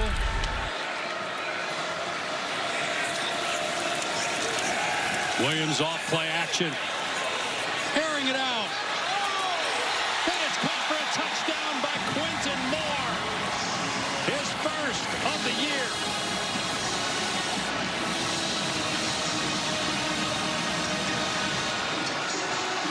Fourth touchdown pass for Damon Williams.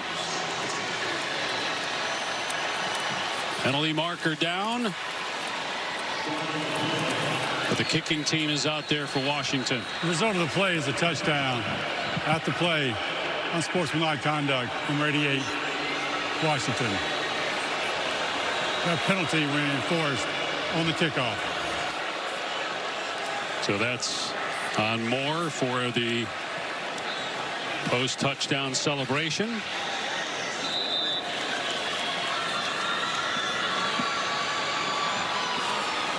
Gross on for the point after.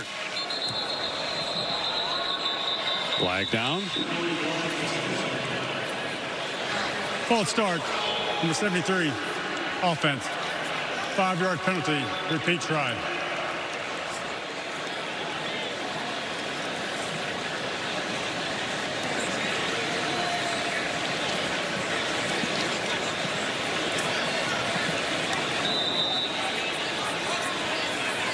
Gross will try it again to push the lead to 31-3.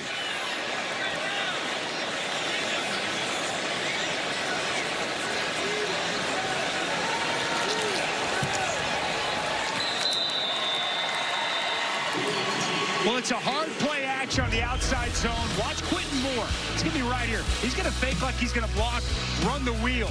Jake Grip, the linebacker, he's got him in man-to-man. He bites on the run initially, recovers, but it's Moore with the step, And it's Damon Williams Jr. with another perfect pass and a Gronk spike here at the Bucked Up LA Bowl, hosted by Gronk. But a penalty.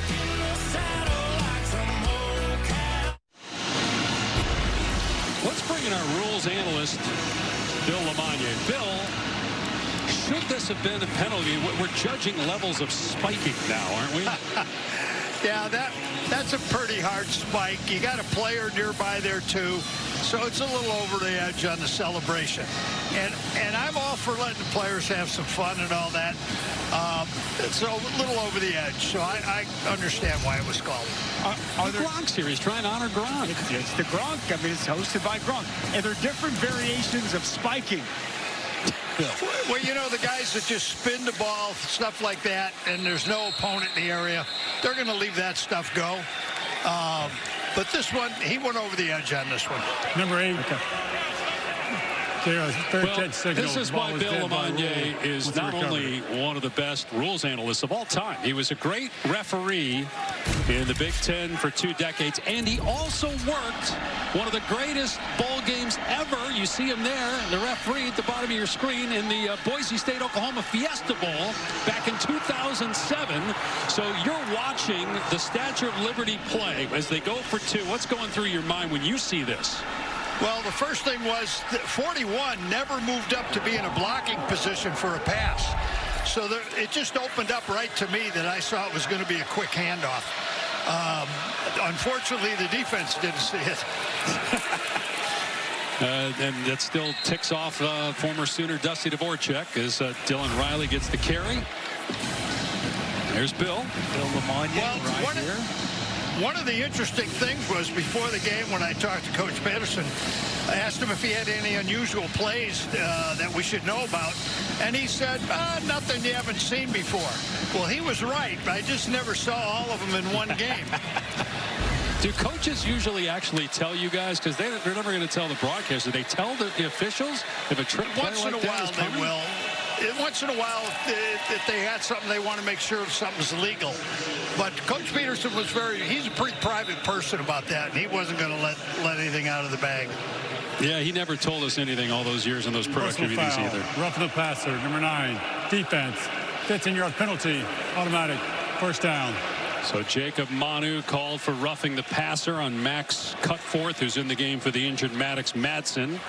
Latrell Capel is shaken up at receiver for Boise. Jacob Manu playing tonight.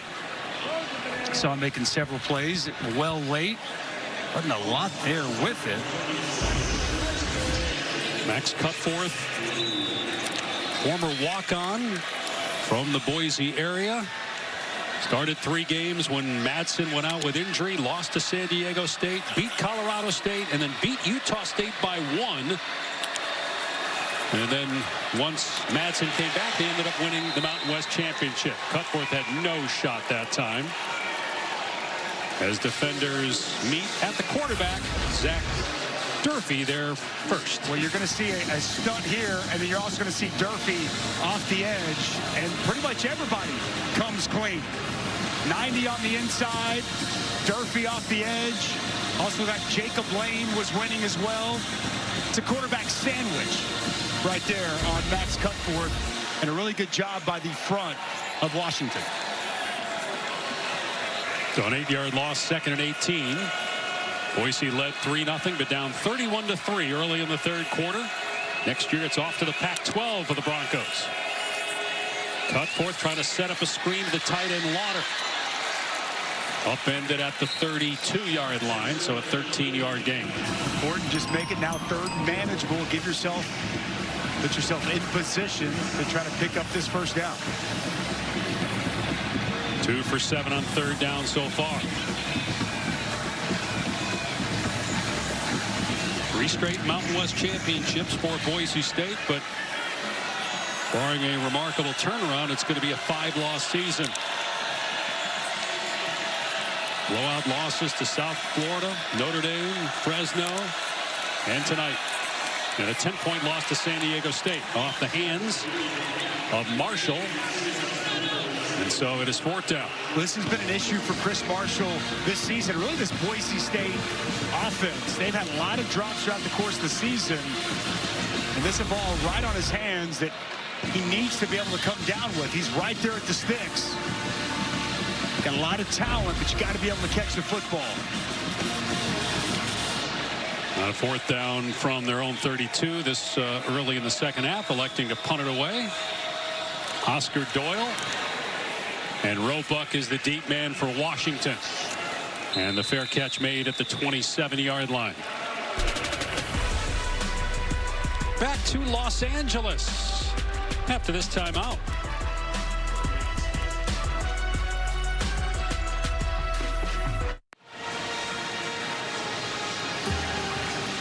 Well, one of the things that a lot of the players did this week to get involved in the Los Angeles community was helping out at Altadena Arts Magnet, a school that didn't burn down but located in the epicenter of the burn zone, with 30% of their families experiencing total home loss due to the Eaton fire and 90% of the school families being displaced. We talk a lot about players opting out and whether bowl games should continue. It's great for the players on the field, but also the community involvement, what it means to the people in the city where the bowl game is taking place. That activity and involvement by the players goes a long way. Absolutely. Goes a long way for those people still trying to fight their way back, and for these players to get out there into the community and help make a difference, put smiles on people's faces, extremely rewarding.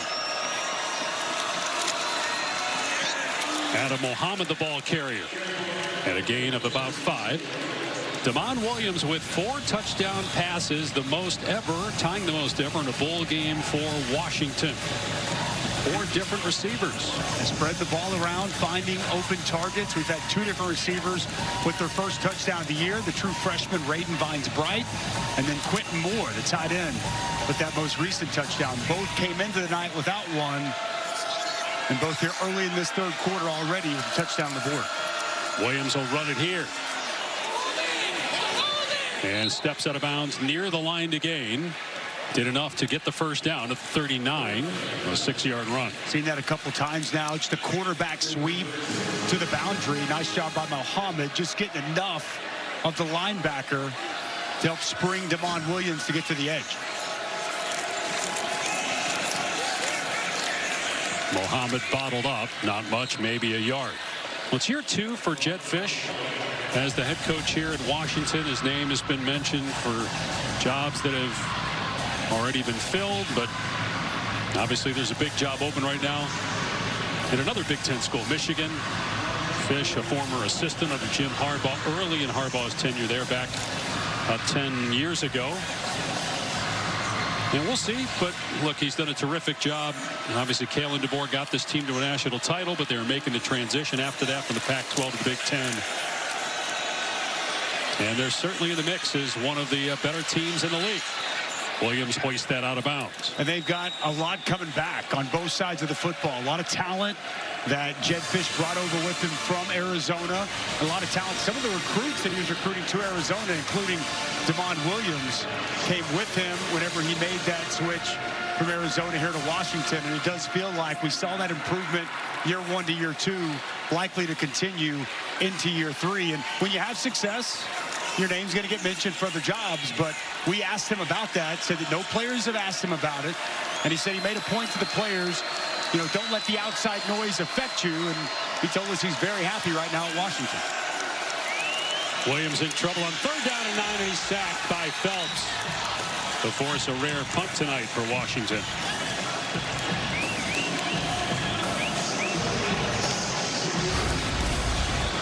Well, Phelps going to be working off the edge. He's going to come inside, just never stops his rush, just continues to dig it out and get this sack. Nice job collisioning off the offensive lineman and getting in the backfield. 3rd sack of Damon Williams tonight, but a little too late for Boise. Dunn just got that punt away. It's a line drive. Sherrod brought down at the 33. 6 days away from the start of the college football playoff in Norman on ABC and ESPN, Oklahoma, Alabama. What's the most intriguing first-round matchup to you? There are 3 more on Saturday, December 20th. Well, we've already touched on the game on Friday night. That's going to be incredible. Give me Miami at A&M.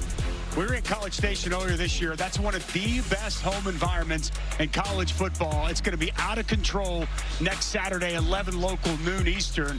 That's a Miami team. A lot of controversy. Should they have gotten in? I think they should have gotten in. And it's an A&M team that was undefeated before the final game of the season, losing to Texas. Love the matchup in that game. Cutforth has a completion to Marshall to midfield. Taylor? I'll be on the call for that Miami Texas A&M game, and I can tell you the legwork I've already done on that game. Miami, a huge chip on their shoulder, too, for feeling like they've been overlooked. Obviously, it came down to the final rankings for them to jump ahead of Notre Dame, get into the CFP. So super excited to see that matchup and the way they carry that into a very, very big road test at A&M. And I want to see also, how does Marcel Reed respond? He struggled late in that game against Texas. I think he's going to have a lot to prove in that game as well. 2 really good offensive lines in that matchup. He knows about the edges of Mesidor and Bain for Miami. You got really good matchup that it's going to be fun to watch. A&M's only loss was the last regular season game against Texas. Had an incredible come-from-behind win against South Carolina. Otherwise, they're probably still in the playoff, but they're on the road in the first round as opposed to hosting a first-round game. Winner of that game will play Ohio State in the quarterfinal. Cutforth in trouble and spun down in the backfield for a sack. Exree Alexander having himself a day. An interception and now a sack. He also had a kickoff return. Was Lynch here on the inside. Watch the inside move, him win immediately on the interior. That's what initially forces Cutforth to step up, and it's Exree Alexander, as you mentioned, another big play in this game. He has been outstanding and really just improved all throughout the course of the season. 324 yards for Washington, just 113 for Boise. Wide receiver screen to Penry. Dragged down in the open field by Alexander at the 45. It'll be 4th down and about 5. Love the effort from Exree Alexander. He is in the stack, gets out, chases that down from behind, and clearly I think Boise State knows down 28 at this juncture. They got to go for it.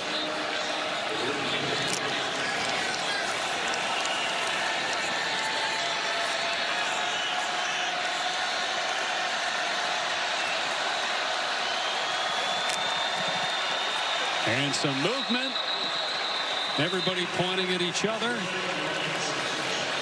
Looked like Lynch 41 jumped.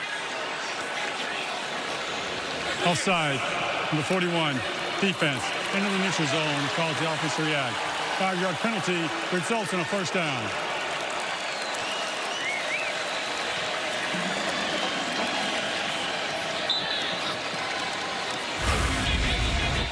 And Sean Lynch jumps, and then you see the guard, 67, Jason Steele, move. Draws the flag. Jacob Manu pointing as he was the only one for Washington. Everybody else knew that they were the guilty ones. Cutforth in trouble. Just hoisted out of bounds.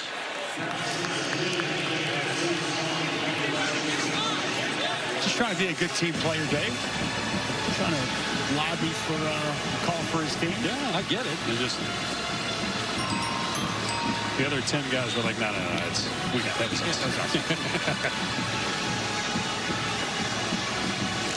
Great week of bowl action leading up to the start of the college football playoff, around the college football playoff, after the college football playoff. 21 straight days of football.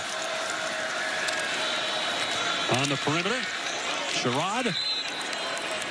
And a short gain. Yeah, that Troy by Durfee. That Troy and Jackson State game is going to be really good. Fired up for that one.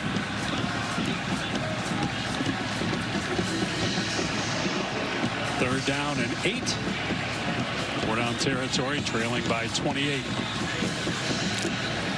Pass rush has been relentless here in this second half from Washington. Can they give Cutforth any time?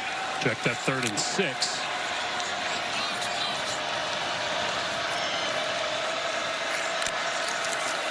And they'll keep it on the ground.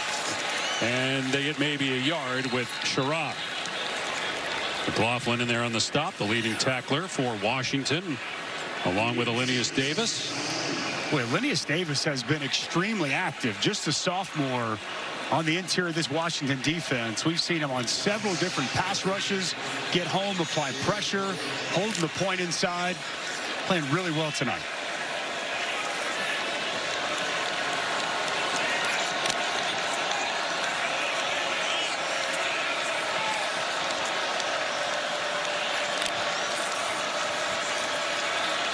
Cutforth has a first down completion. Chris Marshall out of bounds at the 21. Gain of 14 on 4th and 5. Good concept. And 6, Dylan Robinson. It's man-to-man coverage, and he's off. Space was able to be created for Chris Marshall, and an easy pitch and catch to move the chains.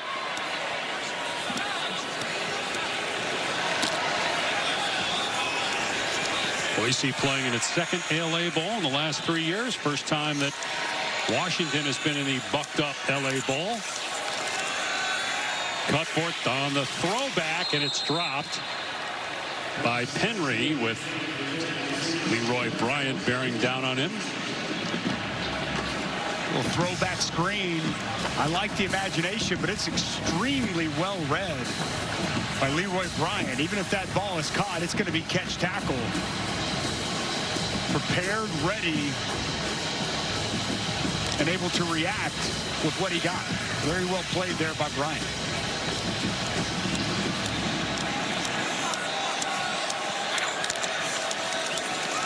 Here's Gaines up the middle. He gets smacked at the point of attack by Zach Durfee to bring up 3rd down and long. Well, Durfee's had a really good season. He's a captain on this team. He's got a great motor. And he just saw 2 pullers coming his way. Did a nice job of avoiding slipping that block and making that play right around the line of scrimmage.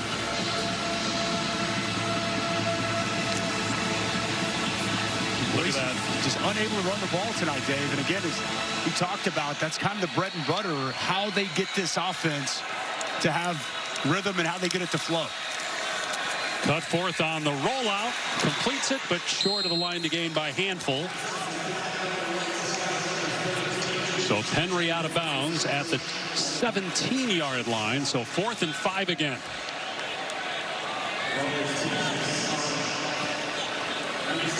Max Cutforth starting the second half at quarterback with Maddox Madsen, the starter in the first half, injured. Came back after missing about a month due to a lower leg injury. Right foot in a boot after hobbling off the field at the end of the first half. Had just 51 passing yards and 2 interceptions after a brilliant regular season, leading them to the Mountain West Championship. Cutforth over the middle, incomplete. Like Chris Marshall stopped the receiver, and a turnover on downs. Yeah, it just looked like Chris Marshall quit on that route, and another stop for Washington. One guy that didn't quit, the host of this game, Rob Gronkowski, as he's racing Blitz, the Boise State mascot. Looks like he got blitzed on this race. Come on, Rivers. Come on. Phillip Rivers, age 44, coming back. Rob Gronkowski, age 36, told it I ain't coming back. I'm done. Okay. We back.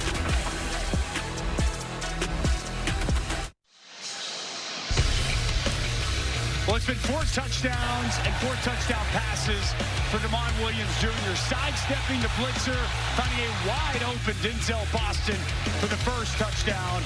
On the move, a strike to Roebuck in the corner of the end zone. This just placed perfectly over the shoulder of Raiden Vines-Bright. And then how about your tight end? Doesn't have a touchdown. He does now. Once again, just an extremely well-thrown football with touch and placement as he finds Quentin Moore. Boise State actually led this game 3-0. Jordan Washington in trouble in the backfield. Got back to the line of scrimmage, but that's it. Washington been battling injury. Redshirt freshman from nearby Long Beach, but Jed Fish said he's healthy now, and they wanted to make sure he got more reps in this final game of the season. He's explosive. He's got burst, home run capability, and we've seen him here tonight be very active. And just the 3 carries that he's had, you can see that explosiveness and why the staff excited about the redshirt freshman. Williams to throw, in trouble, and down he goes. Lost his footing back at the 14. The 4th time he's been sacked in this game.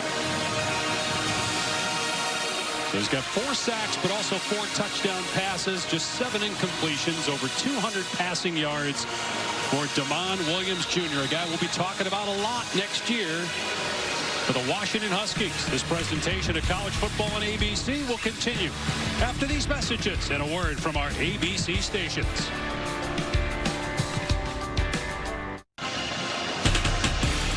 It's all Huskies 31-3 back here in Los Angeles. And moments ago, Spencer Danielson caught up with Taylor McGregor. Coach, 1 quarter left in your season. You just got your guys together. What did you tell them? Yeah, first off, man, thank you, Jesus. Even when games are not going the way we want, we got to keep battling. I mean, right now it's just all about our brand. We got to keep growing, and we got to play hard and physical. That's who we are at Boise State. And started strong, just haven't been making our plays. We got to finish. We got to put 15 minutes on film for our seniors. Thank you, Coach. Thank you. Dave? That was so great, Taylor, to talk with Coach Danielson this week. Very faith-driven man, and he's an ordained minister now. He said it took him 14 minutes online, but he's actually married current and former players, including the quarterback, Maddox Madsen, this past offseason.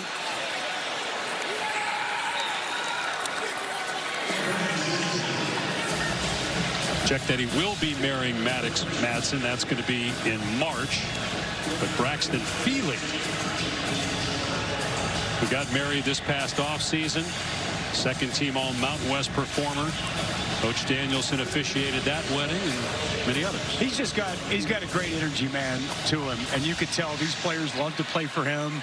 He is all in on Boise State. I think he's a perfect person to represent that program and the way his players go about it. He's got an outstanding relationship with Chris Peterson, who he still talks to every Sunday. They have Zoom calls and become a real mentor for him. But we've talked a lot tonight about just this Boise State program and the success they've had since they've gone to the FBS, and I expect that's going to continue under the guidance of Spencer Danielson. Here's Taylor. I love the story of how it all began, that he was asked to do Braxton Feely's wedding. So I guess at Boise, when players come, he says, look, I coach you, I marry you, and you're in my life forever. Well, Braxton took that seriously and approached Coach Danielson, asked him if he would officiate his wedding, and of course, Coach Danielson happy to oblige. So that was the first one, and there has been 1 since and 2 more on the books for Coach Danielson.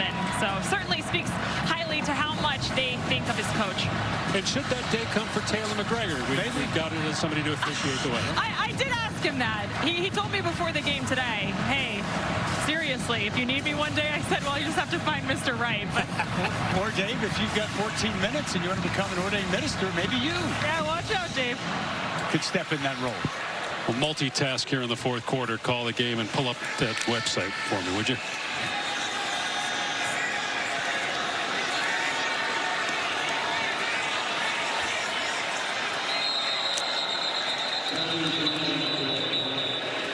Got a penalty marker down, delay a game. Number 14 offense. 5-yard penalty, 2nd down. Well, Boise State, since hitting the FBS level back in 1996, has been in multiple conferences, but they have owned the Mountain West, but will be leaving next year to go to the Pac-12. But 3 straight Mountain West championships, only time in the conference's history, only the 10th school ever to do that in FBS history.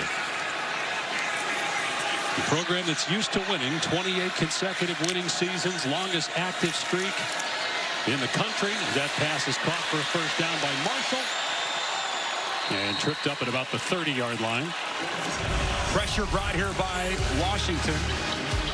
And you look at their all-time winning percentage in FBS. Now, again, got to keep in mind that they've only been at this level for 30 years, and the competition. They're not playing a lot of Power 4 teams, but still, it's remarkable. It's incredible. It's been a great run. And again, false start from 63. Offense, 5-yard penalty, first down. If you've been to Boise, that community, they are all in on their football. They've got such a great backing, such a great home field advantage there on the blue turf, and pretty remarkable when you're on that list and you look at some of the blue bloods in the history of college football, and Boise State's there at the top. They were a playoff team last year. In the quarterfinal, lost to Penn State.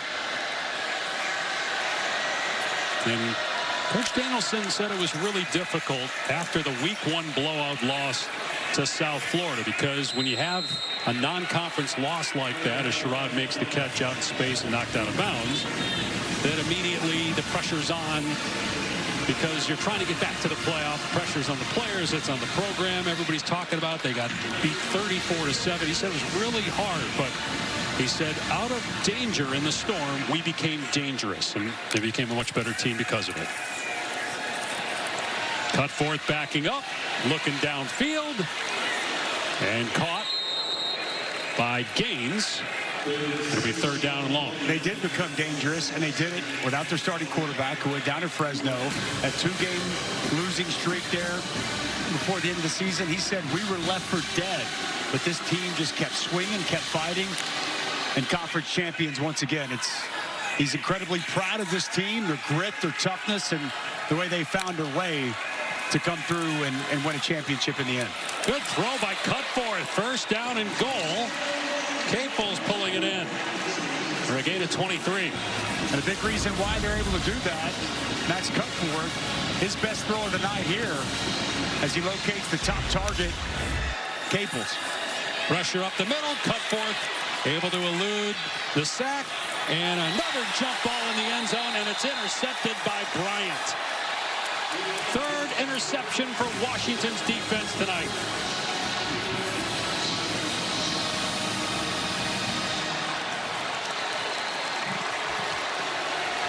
Well, it was Madsen in the first half throwing one up for grabs, and Cutforth with just a big mistake here. And Bryant picks it off.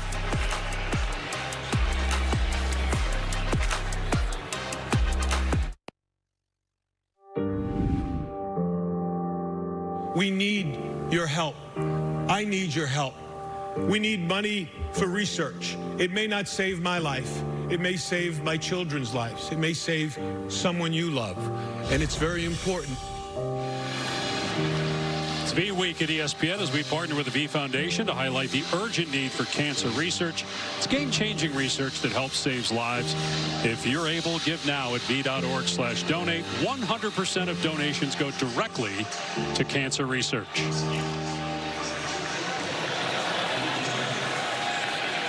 Dave Pasch, Dusty Dvorak, and Taylor McGregor back here in Los Angeles. Damon Williams, 4 touchdown passes on the day, going back to work.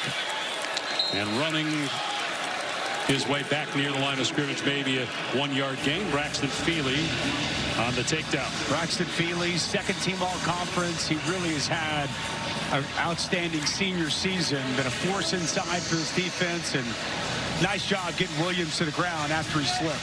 And one thing noteworthy, Dave, Denzel Boston in the game right now, Jonah Coleman in the game. Boston not sure what he's going to do next year. Will he declare or not? Jonah Coleman, this is his last game, but well, they signed up for 60. It looks like you're going to get all of that from this entire Huskies team. Williams dumps it off to the aforementioned Jonah Coleman. He fumbles the ball, and it's recovered by Jake Ripp. Not sure if he was the one that ripped it out, but he got the fumble recovery.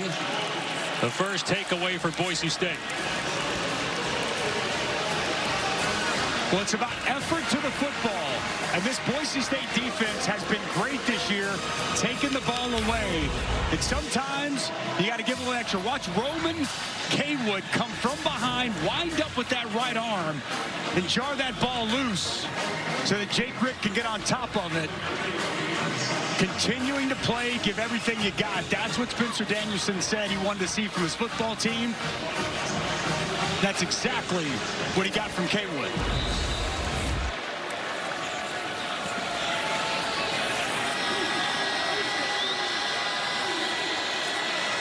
So Cutforth coming off that interception. Back to throw, in trouble, and he throws it right to a defender. Picked off by Deshaun Lynch. Big man running. Will he find the end zone? No. The turf monster with a takedown at the 10. Dusty Dvorak with a tear in his eye watching the defensive lineman run the ball back, but could not get Pater. Well, they're going to bring pressure off the edge. And there's going to be a gift given to the big man, Deshaun Lynch. Come on, big fella. Find a way to get in the end zone. And you got to watch out for that turf monster, Dave. That's a long way to run for a 295-pounder. Defensive linemen dream of that. No, I never scored. No. Did you ever one thrown like that easy to you where you could have run it back and you were that close? I wish. No. Back-to-back interceptions thrown by Cutforth on consecutive passes. Thought we were going to see a thick six there. He looked good moving, too. Just when he tried to cut back, he got a little bit off balance, but well, this dominant defensive performance continues for Ryan Walters' side of the football. Fourth takeaway, dialing up pressure. Good recognition there by Lynch as well. Saw the tight end sit there and stay, and he was in prime spot to get that pick.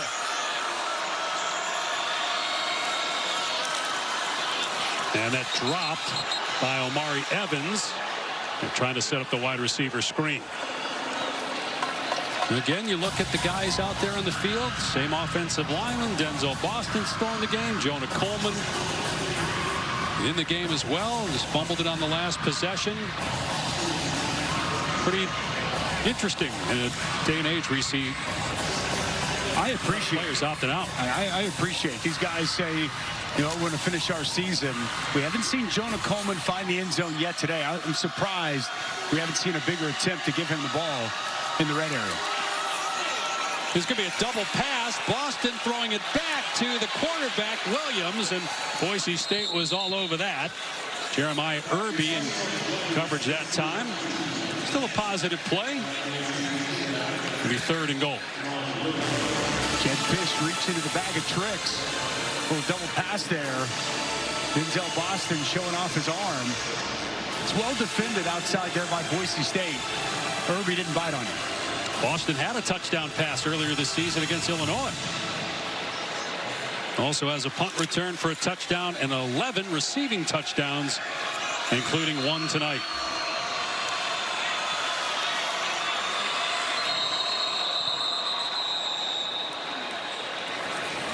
Timeout, Washington. Their first of the half. Play clock winding down. Timeout taken.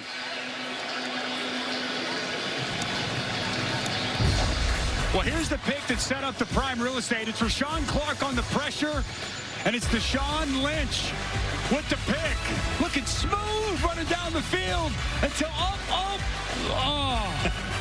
goes down at the 10. It's been all Huskies here in L.A.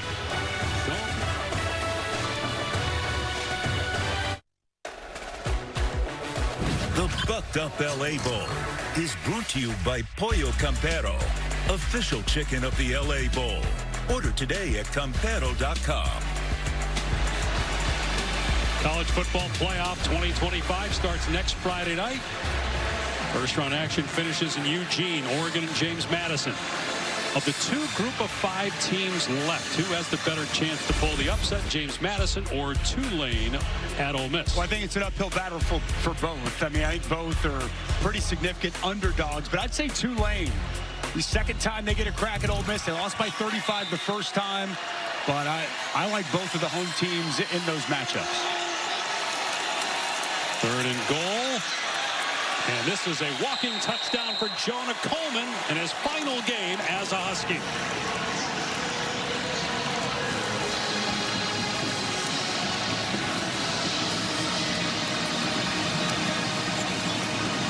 Well, it's really good blocking off the right side. Just an off tackle, outside run. And Jonah Coleman be his 15th touchdown of the season. Cruises into the end zone. Cap off an outstanding career. Another quality night. He looks fresher. He looks more healthy tonight. And he's got a lot of football left in front. That's an outstanding running back. He's going to play in the NFL. Got to feel good, too, after not ending his career at Washington with the fumble. Yep. Coming back and getting him the carry there in short yardage so he gets into the end zone in his final game with the Huskies. He was recruited at a very young age by Jed Fish in Washington and then transferred to Seattle when Fish took the head job before last season. And they're close. Jonah Coleman and Jed Fish. Jed Fish told us he's so proud of his growth as a player, as a young man. Was a Campbell Award finalist. Jed Fish went with him to Vegas for that. And 51 Friday walkthroughs they had a chance to spend together, something Jed Fish shared with us that Jonah Coleman brought to his attention just yesterday when they were getting prepared for this game. Taylor?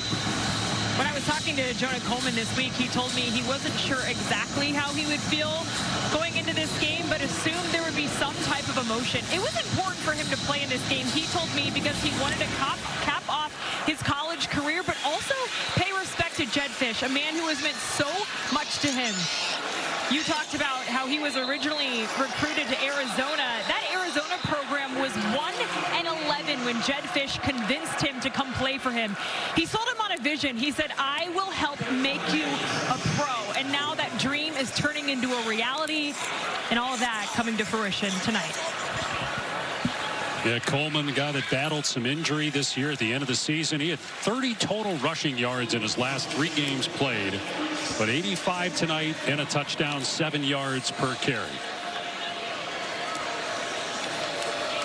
38-3 Washington, 38 unanswered points. It was 3-0 Boise about 5 minutes into the game.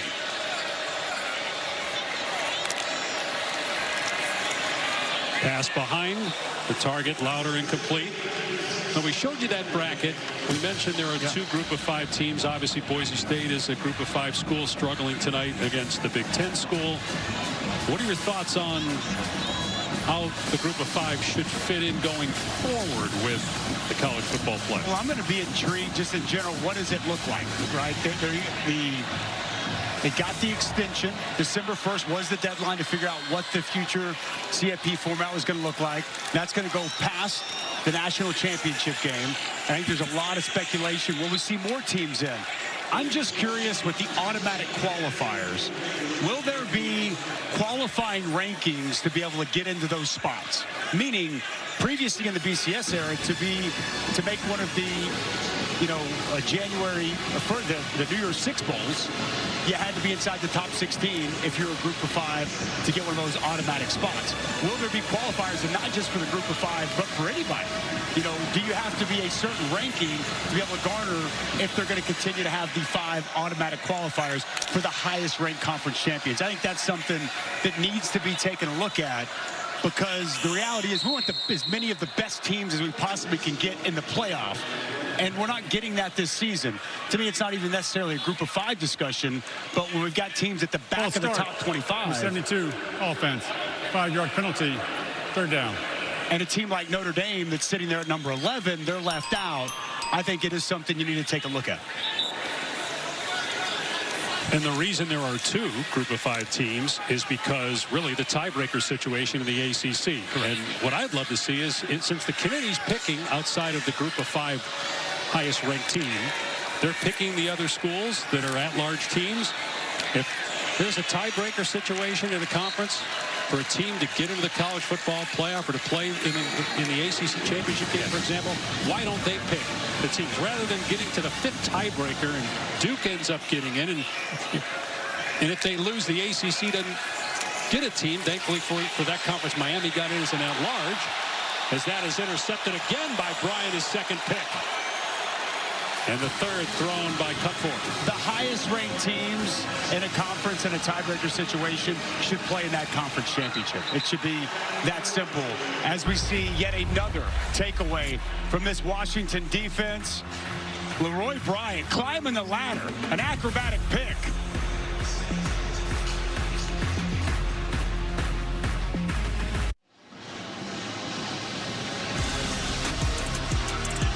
Back at SoFi Stadium, Dave Pasch, Dusty Dvorak, Taylor McGregor on a chilly night in Los Angeles.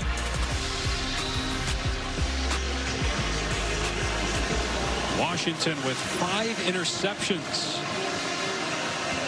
in this game. And a new quarterback, Damon Williams' night is complete. 4 touchdown passes. And Tulane transfer Kai Horton is in the game. Horton had 4 starts in 4 years with the Green Wave. Tulane in the college football playoff. And Horton's pass knocked away, incomplete, trying for Boston, who's still out there. What a performance by Damon Williams Jr., the 19-year-old quarterback. 4 touchdown passes, tying a Washington Bowl record. Bright future in front of him into next season. Still 19 years of age, very young. We've seen the skill set. You saw it at the end of the last season, throughout the course this year, and finishing on a strong note here in this bucked-up LA Bowl. Horton throws complete to Evans. What do you think the ceiling is for Damon Williams? Where does he have to get better? Obviously, you like his ability to run the football. We saw him pretty accurate throughout the season, and especially tonight. Yeah, I think just continuing to with the accuracy and decision making against some of the better defenses. He had some struggles this year, against Ohio State, against Oregon. In the Michigan game, he had 3 interceptions in the second half. So I just think against that, that better upper echelon competition, he's going to have to continue to play at a high level with accuracy, with decision making, which I think we'd expect him to only continue to improve and get better. Sterling Lane, his 2nd sack of the day as he takes down Horton. Well, Jed Fish told us he feels like the NIL is in a good spot for Washington, not where it needs to be based on some of the big boys of the Big Ten, like Ohio State, Michigan, Penn State, Nebraska. But they do feel like they're in a better position. The roster's in a better position to compete with some of those better teams in the Big Ten. And that will certainly help Williams if they're better around him. They'll lose Denzel Boston. He'll be in the NFL. They'll lose Jonah Coleman to the NFL as Jordan Washington backtracks and dives out of bounds after a gain of about 7. Maybe they lose Denzel Boston. I mean, he has not made his mind up yet. So something that he's still trying to figure out and work through. Looking at the schedule next year, so they avoid Michigan. Got Penn State at home. They avoid Ohio State. You have 5 road games, including 2 former Pac-12 schools, Oregon and USC. Pretty salty schedule there. I mean, Indiana, Penn State, I can't wait to see what they look like with Matt Campbell. Iowa's never easy. Kirk Ferentz coming back for yet another season next year. 5 games. They'll have to go play on the road. Wide receiver screen to Evans. Well, I think it's going to be fascinating. Might have been offside that time on Boise. A lot of people thought after Indiana made the playoff last year and they had a new quarterback coming in, even though Mendoza had played at Cal, they didn't think Indiana would be this good. Obviously, Mendoza won the Heisman. Number 94, defense, 5-yard penalty, repeat, 3rd down. And Indiana's the #1 seed. With Mendoza, maybe the #1 pick in the draft, can Curt Cignetti do it again? Can Indiana, I mean, we mentioned no Ohio State, no Michigan in this schedule. Didn't see Indiana on there either. I'm done doubting the guy. I mean, at this point, why would anybody doubt Curt Cignetti and what he's done? I don't think we've ever seen a turnaround in this short amount of time like what he's been able to do in there in Bloomington. It's been incredibly impressive. And the fact that they were so good last year and they're even better this year, I'm not saying they won't be able to do it, Dave. Because you think as Horton Throws, and it's tipped and incomplete. 4th down. The NIL at Indiana can't be what it is at Ohio State, in Michigan, and Penn State. And that's what also is remarkable in a day and age where a school like Texas Tech greatly improves because of the investment made by donors at Texas Tech. That's a big reason why they are better in the college football playoff. Indiana not getting that same investment. It's certainly better than it's been, but now they've invested in the coach for sure. Yes, they have. I was going to say,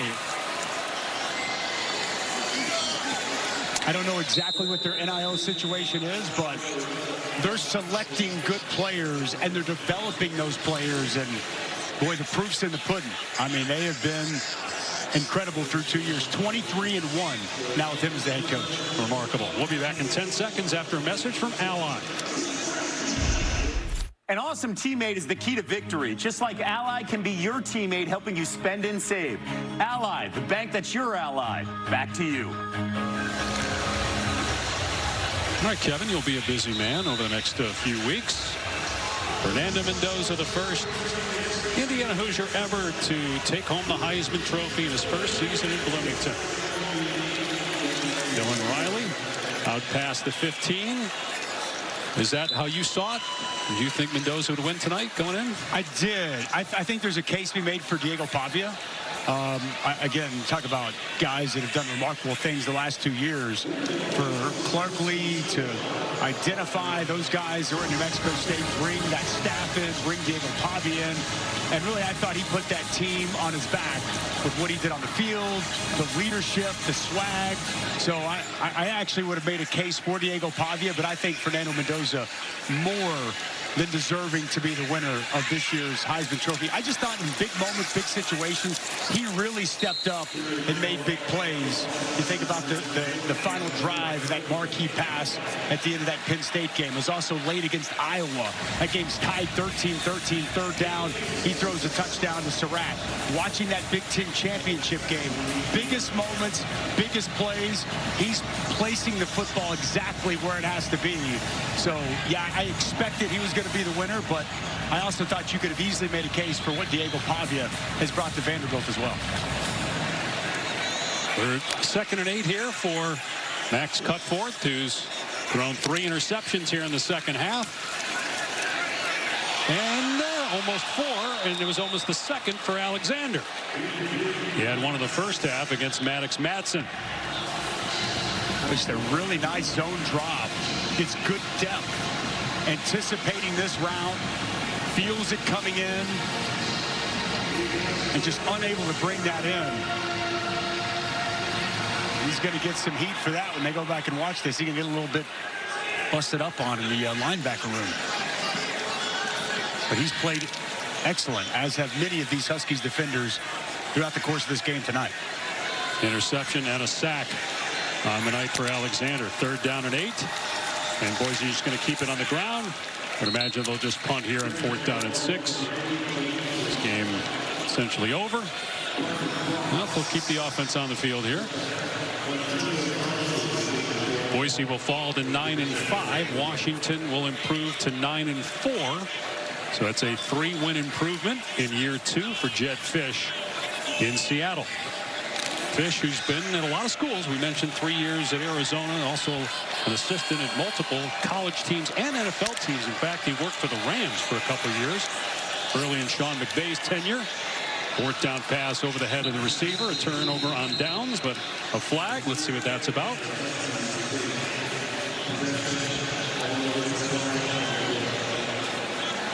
In fact, Jed Fish told us when we spoke to him yesterday. Offside, number 48 defense. 5-yard penalty. Repeat 4th down.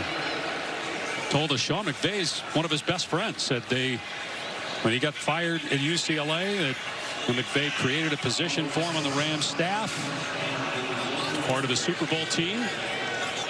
A lot of the principles of this offense you'll see tomorrow here against Detroit, because they do a lot of similar stuff with the multiple tight end sets, the inside-outside zone, the heavy play action.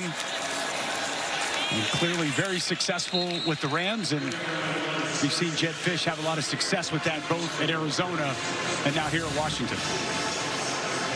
So the biggest thing he learned from being around Sean McVay for 2 years is relationships.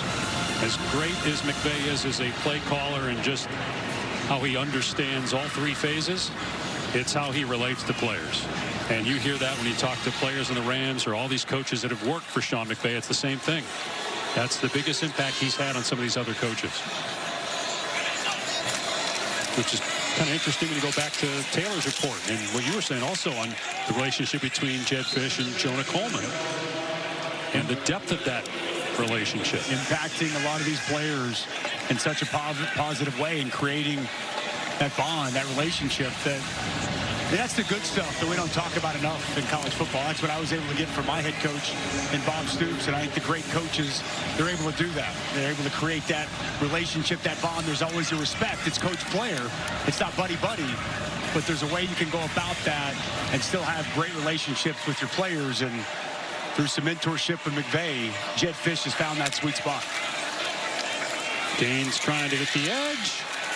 And the man that got the interception and almost scored a touchdown to Sean Lynch a little bit earlier in the second half with the takedown there. Washington using timeouts. Probably want to get some other guys an opportunity to play a little offense, I'm guessing. Get the ball back for Horton and put some backups out there. And the game's over, so got to be the reason why. Let's check out what DeMond Williams did tonight. 4 touchdown passes to tie the Washington Bowl record. And he really got it going in the second quarter. 3 of these touchdown passes came in that second frame.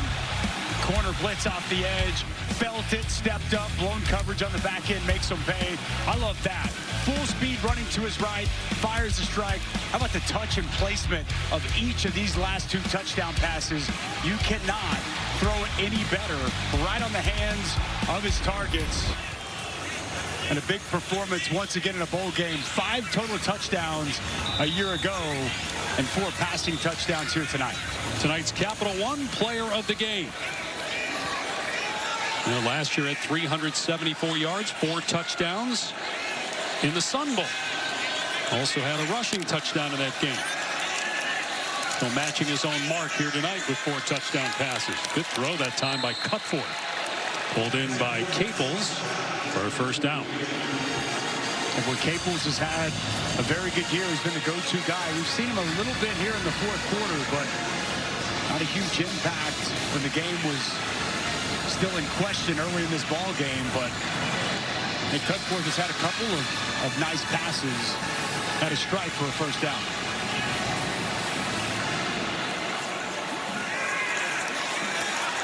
Cutforth again finds his man. Chase Penry on the catch to the 32 of Washington. That might take us down to the 2-minute timeout. And that had a good layered throw, Dave. That was over the linebacker in front of the safety and right where it had to be for Chase Penry. 2 minutes to go in this one. Washington up 38-3.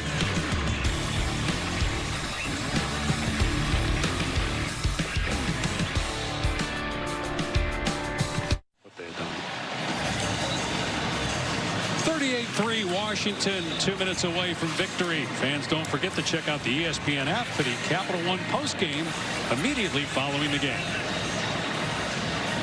Jed Fish will lead Washington to its 9th win. They started 5-1. The lone loss was against then number 1 Ohio State. Went 5-4 in conference play. Lost again to Oregon, Michigan, and Wisconsin.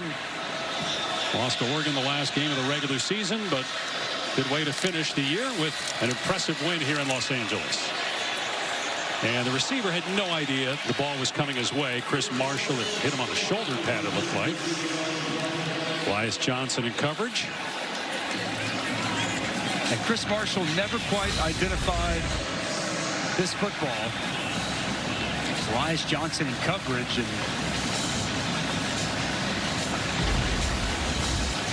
haven't seen that happen many times.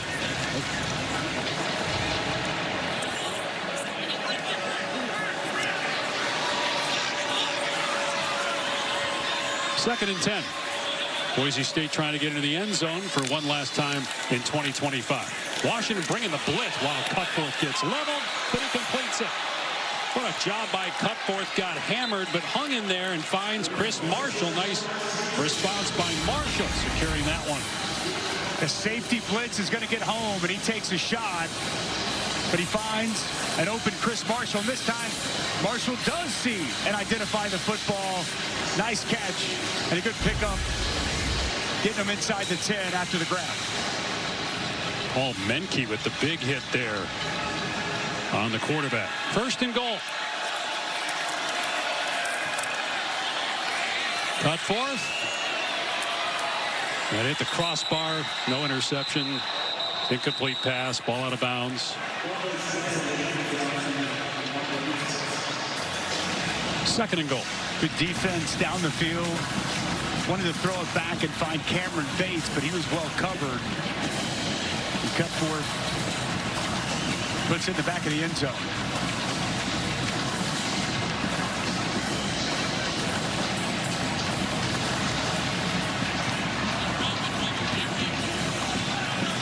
Thirteenth play of the drive.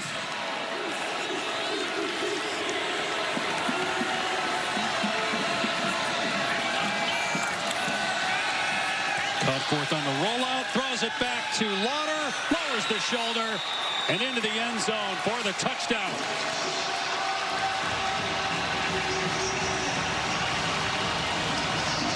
Finally into the end zone for the first time tonight with just outside a minute to play. Boy, it's great for Matt Lauder. Watch, it's called this tight end delay. He's going to block, and then he's going to sit down and become a target for Cutforth. Really well done by Lauder. Hold that block initially, then just turn around. He's open. He powers into the end zone. It'll be his final game as a Boise State Bronco.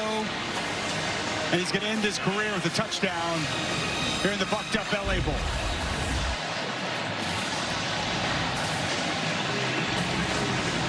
As bad as things have gone tonight, at least you walk out of here with feeling like you finished strong, played to the end, and finally got into the end zone. Colton Boomer on for the point after. It was 38-10.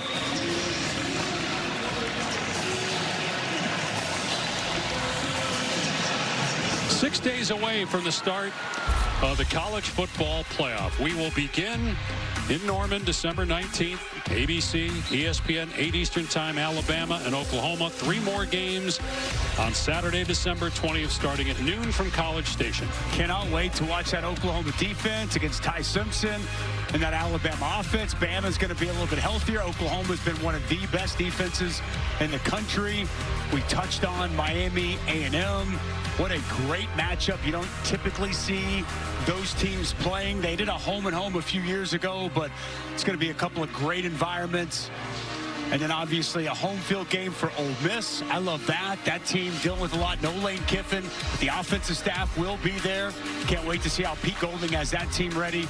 And then the Oregon Ducks. I see a lot of people thinking Oregon could be the team that could come through that bracket and make a push for a national championship. Remember last year they were the 1 seed.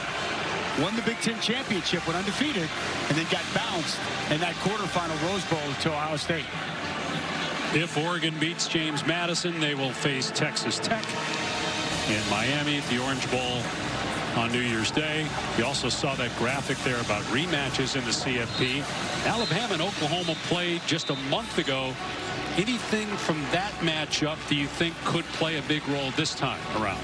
Well, yeah, look, I mean, I'm intrigued to see offensively what adjustments Oklahoma makes. John Mateer struggled in that game, and they got almost doubled up in offense. They kind of struggled down the stretch. So I'll be intrigued to see, you know, what they're able to look at based off that film, what Alabama did to them defensively. What can they do to maybe get some things going in the run game and get John Mateer into a rhythm against that Bama defense? Because the Oklahoma defense has been great. They get the offense right. And Mateer going again. Had that injury midseason.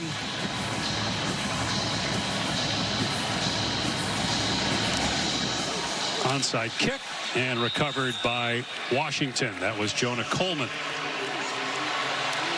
Also, not on that bracket, we got not 1 but 2 game days Game day is going to Norman on Friday, and then they'll be in College Station on Saturday morning. So just a ton of coverage and excitement around these home site playoff games next weekend.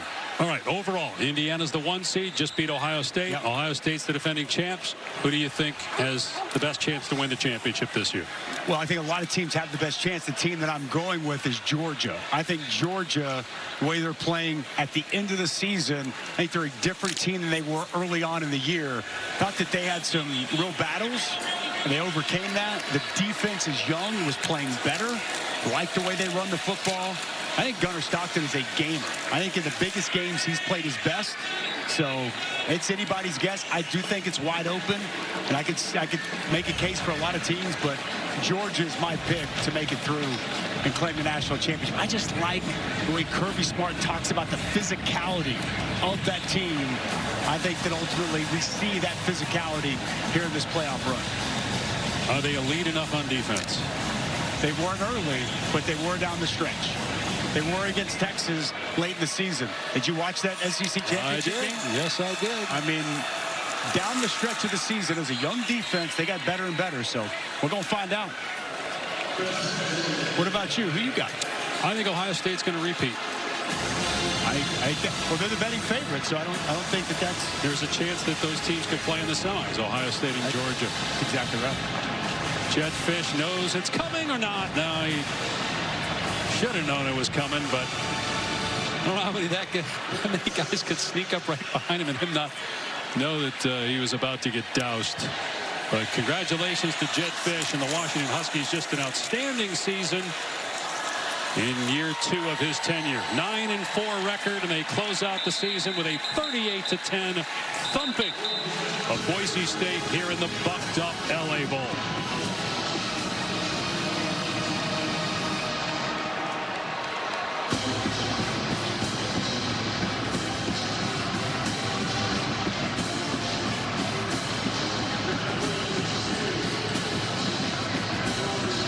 Washington 9-4. Boise State, Mountain West champs, finished the season 9-5. Maddox Madsen unable to finish the game, unfortunately. Re-injured that leg in the first half and did not play in the second half. But at that point, the game was pretty much over as Washington rolls to victory, 38-10. For Dusty Dvorak, Taylor McGregor, our entire ABC crew, I'm Dave Pash. Thanks so long from Los Angeles. Your local news is coming up next over most of these ABC stations.